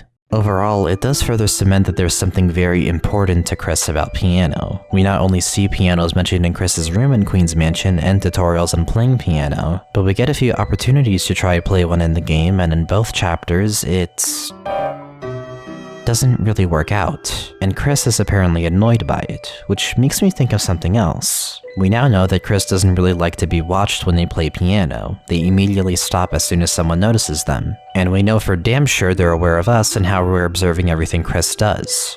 I wonder if the reason the piano sounds so fucked when you try to play it in Deltarune is because they know you're watching and just feel uncomfortable knowing that you're watching them do everything that they do, including something that they're already a bit iffy with anyone seeing them do to begin with, let alone someone like us who's exerting control over them. It would fit in as well with how they very intentionally find moments to rip the soul out to make sure there's specific things that you don't get to control or even see Chris do. And it paints a very interesting picture already for not only what kind of person Chris really is, but how they feel about the player and their control over them. And we haven't even talked about the other private blog post that concerns Chris, this second one also involving Susie, this one being called The Newest Girl. Here Noelle mentions that Susie really hates Chris in particular for some reason, and that Chris just hasn't bothered to tell their mom about her bullying them, and hasn't switched seats with Noelle despite Susie never bullying Noelle at all by comparison. And she goes over one particularly worrying incident between Susie and Chris, where Susie eats an apple that Alfie's had on her desk before threatening Chris with biting them in half too, since they've gone out of the way to use apple shampoo. And Chris starts snickering as if holding back a laugh, to which Susie throws the apple at them and Chris blocks it with their notebook and catches it before taking a bite out of it themselves. Susie gets pissed and grabs Chris by the hair, saying that one day their mom's going to get sick of them and that once she does, someone might make them disappear, and she'll realize how happy she was without them. Chris doesn't say anything, even after Susie yells at them to do so. And Noelle says that Chris's mouth looked like it moved, but so slightly that she couldn't even tell if they actually said something or not. But whatever they did or said, Susie suddenly shifted her whole demeanor, letting go of Chris and leaving the room really quickly. Noelle jumps into her locker, and all she could see was Susie leaving the school with her head held low before Chris opens her locker door, just stands there, and then slowly shuts the door and leaves. Now, obviously, the most common question that I've seen everyone have in regards to this post is, what the hell did Chris even say to Susie to warrant her attitude changing so much? And I think the most obvious things we can rule out would be anything in the form of a comeback or a snarky comment, as I'm pretty sure that would have just pissed Susie off even more. And honestly, with the fact that Susie really hated Chris in particular, it makes me wonder if there's some unspoken history between her and Chris that may even predate their time in hometown or in the school, considering that at this point Susie is considered as the new girl. Or if you want more fuel for this, there's a specific moment in Chapter 1 where, after Susie threatens to bite Chris's face off, if you sprint all the way to the upper hall, she says something about how Chris would have experience with running away, as if she's known them long enough to notice it as a tendency that Chris has. Alternatively, it could be that maybe she doesn't actually know Chris from any point before hometown, but that she has been around other humans before that were afraid of her, so seeing a human act so unbothered under pressure would naturally confuse and frustrate the shit out of her. Yet, Chris themselves appearing to be a bit unfamiliar with humans in general and more familiar with monsters would see that Susie does stand out even as a monster, but understands them enough that maybe they know there's gotta be a softer spot for her somewhere and that she'll come around. We definitely see throughout chapters 1 and 2 that they sort of build their friendship partially off of having this mutual understanding of rejecting societal norms for their respective origins. Chris gets Susie, in a way, and Susie gets Chris just based off of that alone. So I think Chris would know better than to enable Susie's anger. They certainly seem confident enough to know how to act around her without getting into too much trouble, and without being as scared either. And it had to be something very brief too, like a few words, given that they were so quiet and subtle that for all we know, Chris might not have even said anything at all. But assuming they did, I have maybe 2 guesses. The first guess I have is that they probably said something actually really nice or surprisingly welcoming. I feel like Chris snickered at Susie not because they were trying to piss her off, and because, and this is my guess, they felt nice knowing that Susie actually noticed them using Apple shampoo. I mean, we see said shampoo in the bathroom in Toriel's house, and even after this post in Chapter 2, Susie makes another comment about them using it after you do one of the letter puzzles, specifically the one that spells apple. And I probably do not need to go over the fucking mountain of examples that show Chris has a particular fondness for Susie. They really do care about her a lot and enjoy having her around, even when she's being mean to them. For all I know, they probably did actually take Susie's comment in the post about Chris ending up like that apple as a joke. They found it endearing enough that they were trying to not laugh from that, not necessarily because they thought she was bluffing or they were being edgy or something. And as for what they could have said if it relates to this, it could be something like, "Glad you noticed," or "Thanks." The second guess I have, though, would be that they said something more genuinely worrying. Not a comeback or anything sarcastic, but just kind of a what the fuck kind of thing. Something that would have made Susie just feel baffled or have taken her out of her anger completely. Most often, I see the guess for what they could have said in this context being possibly, "I hope so," or "do it," or something of that sort. Since people have noticed in Chapter 1 that even though Susie still bullies Chris, she does make an effort here to actually say that she won't bite their face off, because she wouldn't want Toriel to bury her own child and that they've got a good mom. Comparing that to the blog post where she outright says that Toriel will get sick of them eventually, and it's easy to connect the dots this way, thinking that perhaps Chris feels like a burden to their family and that they almost hope they're forgotten, or that Toriel gets tired of them for whatever reason. Them saying that would probably make her feel actually concerned if this is the case, enough so that maybe she just feel like she went too far. And on top of what would be Chris implying that she should make them disappear, I'd leave the room pretty quickly too if I was in her position. But another thing that might work in this sort of context, assuming that her and Chris have history, would be simply, "I'm sorry." Susie fucking hated Chris in particular. There's no clear reason why she picked so much on them specifically, considering that she's a newer student to the school and that Chris comes across generally as being a more timid and reserved person. Save for the occasional harmless prank that they played to get a quick scare out of people, but nothing more. But her hatred for them grew so bad that she outright hoped that their mom would get sick of them and that they would disappear in some way. If Susie and Chris have some kind of history that we don't know about, maybe they had a fallout at some point that led to Susie getting especially really upset with them as a result of something that happened. But I really feel like it would be the kind of thing where I can see Chris in that moment, knowing why Susie would be so upset with them in particular, and not having anything to say other than just, sorry. Just an apology or showing that they're sorry for whatever it was that happened between them could have caught Susie off guard. Enough so that she would be rethinking everything that she was doing just then and just leaving the room quickly to just get herself together again. There could be some fuel for this too, as in Chapter 1, after Chris finds Susie eating the chalk, Susie just assumes that Chris is going to tell Alphys or someone about it and that they hope she gets removed from the school, to which Chris is implied to genuinely be kind of shocked to hear that, judging from what Susie says right after with, "Don't act shocked." They don't want to hurt Susie or put her in any danger, yet she's used to everyone thinking this way about her. So, without a doubt, people being kind to her or genuinely trying to be friends with and resolving stuff with her would definitely take her at least a little bit by surprise in my opinion. It kinda screams abandonment issues and a shitty home environment if you're asking me, and her fight against Lancer in Chapter 1 only adds to that, not to mention some of the parallels that Susie draws to King's dialogue in Chapter 1. Yet equally, there's still the chance that it's not necessarily because Susie and Chris had any prior history, but rather that Susie just has a bad history with humans in general, and her own preconceived notions of how humans or people in her past in general, human or monster, treated her, led to her forming this aggressive exterior, to the point that even if she's not trying to be intimidating, other monsters can help but assume that of her. Really, it could be any of these things that I just mentioned. Whether they were trying to be actually nice, or they hoped that Susie would actually make them disappear, or they were really sorry for whatever could have strained their friendship so much. They said something that made Susie start to shift her approach towards Chris over time, even if only slightly at first.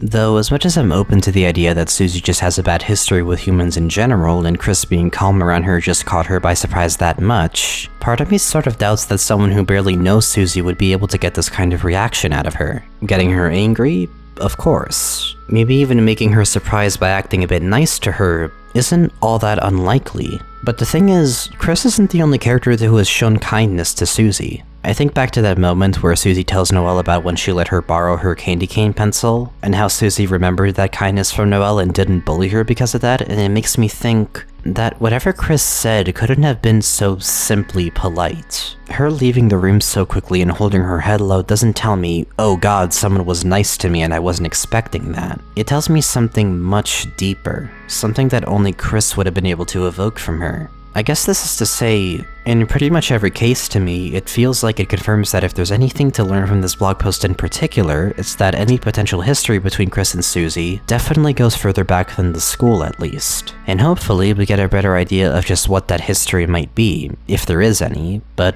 we'll never know for sure at the moment. After all, who knows what Chris is thinking? It's such an interesting development, these two posts specifically. They both give us a lot more information on just how Chris interacts with Noelle and Susie, and yet while being completely separate events, they both imply something about Chris that seems to stem from much further in their past. We have whatever it is that Chris remembers when they hang out with Noelle that prompts them to use the piano in the house. And we also have whatever history they might have with Susie and the fallout that may have occurred that caused so much tension between them. At the very least, we have two very important events within Chris's life that have been hinted at, which we don't quite have full knowledge of, yet they both impacted Chris a lot. I'd argue especially the former one with how it essentially autopilots them to the piano every time they remember that specific event at Noelle's house, and the latter one, if true, dealing a huge blow to Chris and Susie's friendship that only in chapters 1 and 2 is beginning to mend itself. Or at least, that is my best assumption, and perhaps I am wrong somewhere, as a lot of this is still left very open. It's just as likely that I'm looking too deep into this, as we know that there's definitely more than just two very important events that went on in Chris's life that would contextualize how they got into the situation they're in now with us in the picture. Let's not forget, of course, that Chris's parents are divorced and that they probably have some very complicated feelings about themselves regarding their relation to their older brother. But I think either way, whatever happened, it will play a big role in the game not just narratively, but meta-narratively too. After all, Chris is the only real view we have into this game's world, and I'm sure whatever they did or got themselves involved with to have us taking control of them will be reflective of the themes of the game and core to what Deltarune is ultimately trying to get at. But I think that finally does it for just these 2 pages. Although, there is one more set that I've saved for last. That being the very last few that were revealed during the sweepstakes before the finale video hit. This last set, I'd say, starts with the TV page that can be found in RAM, the page with the interactive green room. Clicking on the door on the right takes you to a page with nothing but this TV. The caption says that it's off, and there is nothing else to do in this page. Clicking on it does nothing, waiting does nothing, inspecting the code for this page you get nothing of note. However, people did discover there was a second spread associated with this TV, one where a red X is scribbled all over it. People wouldn't know what this meant or how to see it until the very last set of pages was revealed through the Spamton engraved wedding rings, starting properly with, "Damn you, Tana." The caption here says, "Delete this," and we finally see the TV with the red X over it. Accompanying it is text from Spamton talking about that damn boob tube who we can assume to be this Tana that has been mentioned in the URL. And highlighting the very bottom of the page, we see hidden text that just says, "Mike, singling him out as the only person Spamton isn't actually mad at here. This is where a lot of previous interpretations of Spamton kind of got thrown out the window. A lot of people were assuming that Mike was going to be the next antagonist to the game or the next secret boss, but what seems more likely is that Mike was actually just an associate, a good friend of his that had something happen to him. Maybe he's still a secret boss thanks to whatever it was that happened, but it's clear now that Spamton wasn't mad at Mike, but rather this Tenna person. And Tenna did something to really hurt Spamton and possibly also Mike. Hell, maybe he's the reason that whatever Spamton was doing or working with previously to become a big shot suddenly disappeared. Either way, you can actually click on the TV in this page, taking you to a lot of noise. The caption now says, "You're early." Scrolling midway down, you get text from probably still Spamton just saying, "What are you doing here? You shouldn't be here." And at the bottom of the page, you can see two images of this same noise that blend in with the background, but scrolling does make them stand out a little more.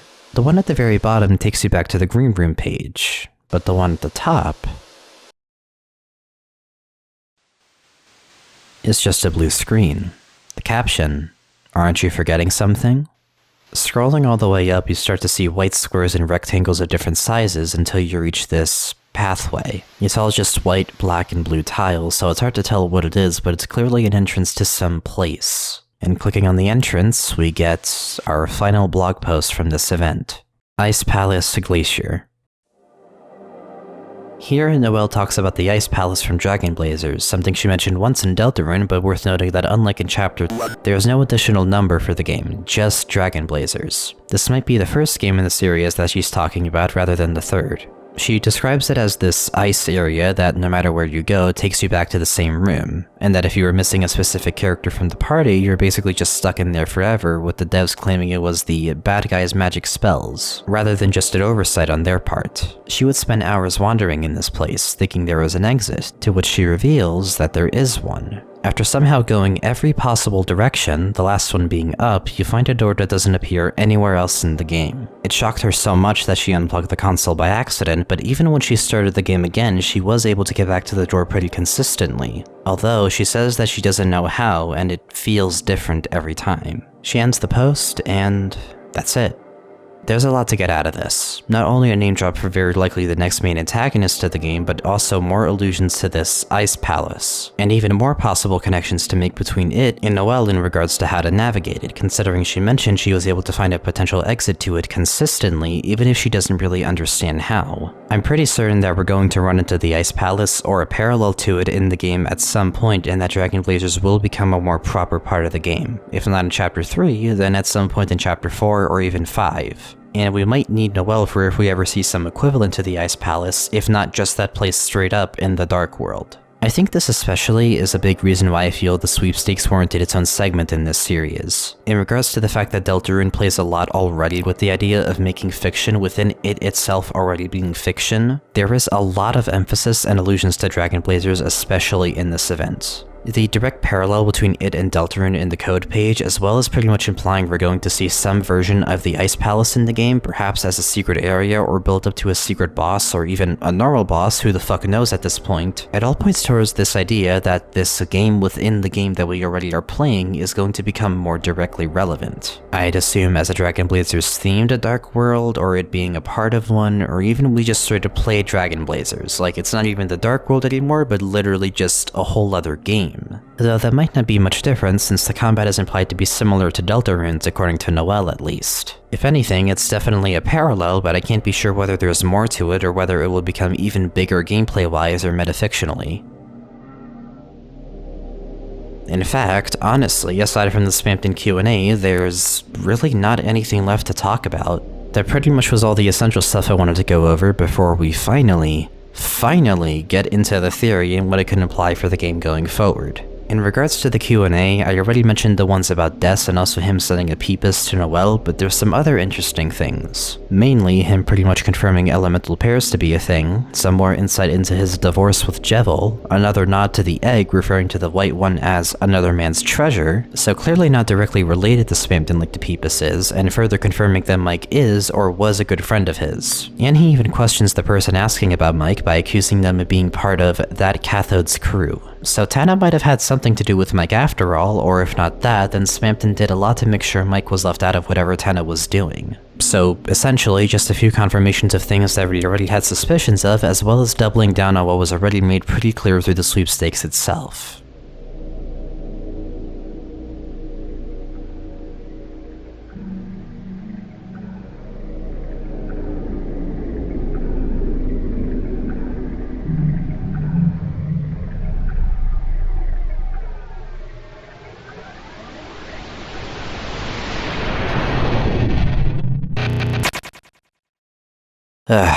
I guess that's it.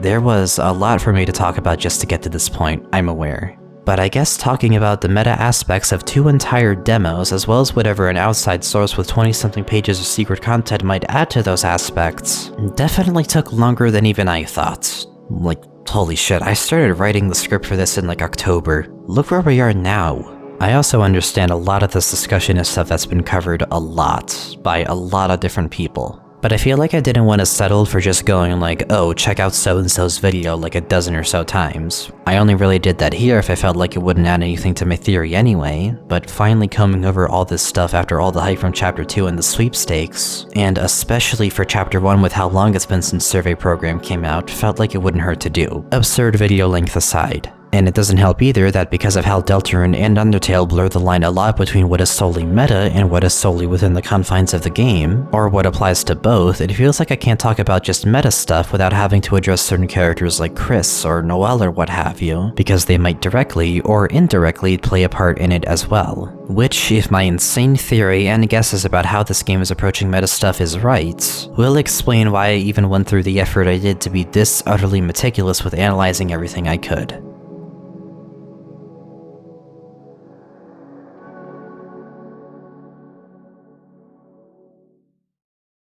So, 68 or so pages, 39 or so thousand words in, probably close to 4, maybe even 5 hours into the video if the words to minutes conversion I did was accurate. I think it's time. As I mentioned in the very beginning of this series, I do believe there is a reason, a structure to all of these things I discussed. The way the UI and menus were designed, the distinction in feeling and vibe between the light and dark worlds, the approach to the secret bosses, the addition of certain Easter eggs and secrets, and an entire secret route through exploiting some very specific abilities in the game, and the connection of main characters to a figure known entirely for his discovery through said exploits, data mining and file manipulation alike, the various allusions to said figure through certain signatures of his, not to mention the very intentional design of certain meta elements to stand out from everything else in the data, all have to come together to something, surely. Whether it's a message Toby is trying to get across to us, or just a very cool method of immersion on his part, I think there is a way to put this at least somewhat together with what we currently have. Let's completely throw analysis and objectivity out the fucking window now. From this point forward, we are going off the deep end, and you may as well just stick with me to face the music if you somehow made it this far. Let us discuss the device theory.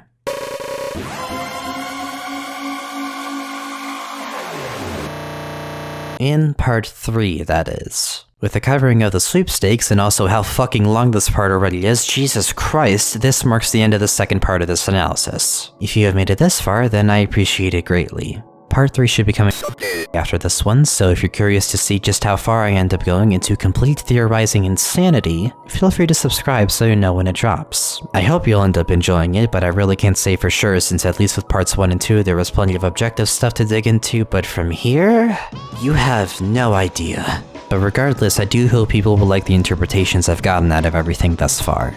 If you enjoyed this, feel free to drop a like, or otherwise you can let me know what you think about what I've covered so far, and if there's anything that I might have missed or misinterpreted greatly. As I said at the end of part 1, this is a massive analysis, so I wouldn't be surprised if there are things I've left out. Even in the middle of doing the audio and editing, there are still new things I'm learning to account for, so I'm more than happy to hear what people have in mind.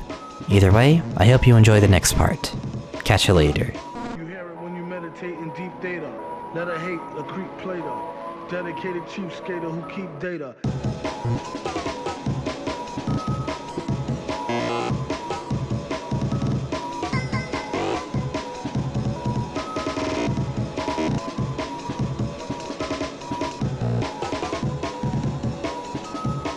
Side effects is similar to sugar pill. Nobody go next on the mic, he put a booger ill.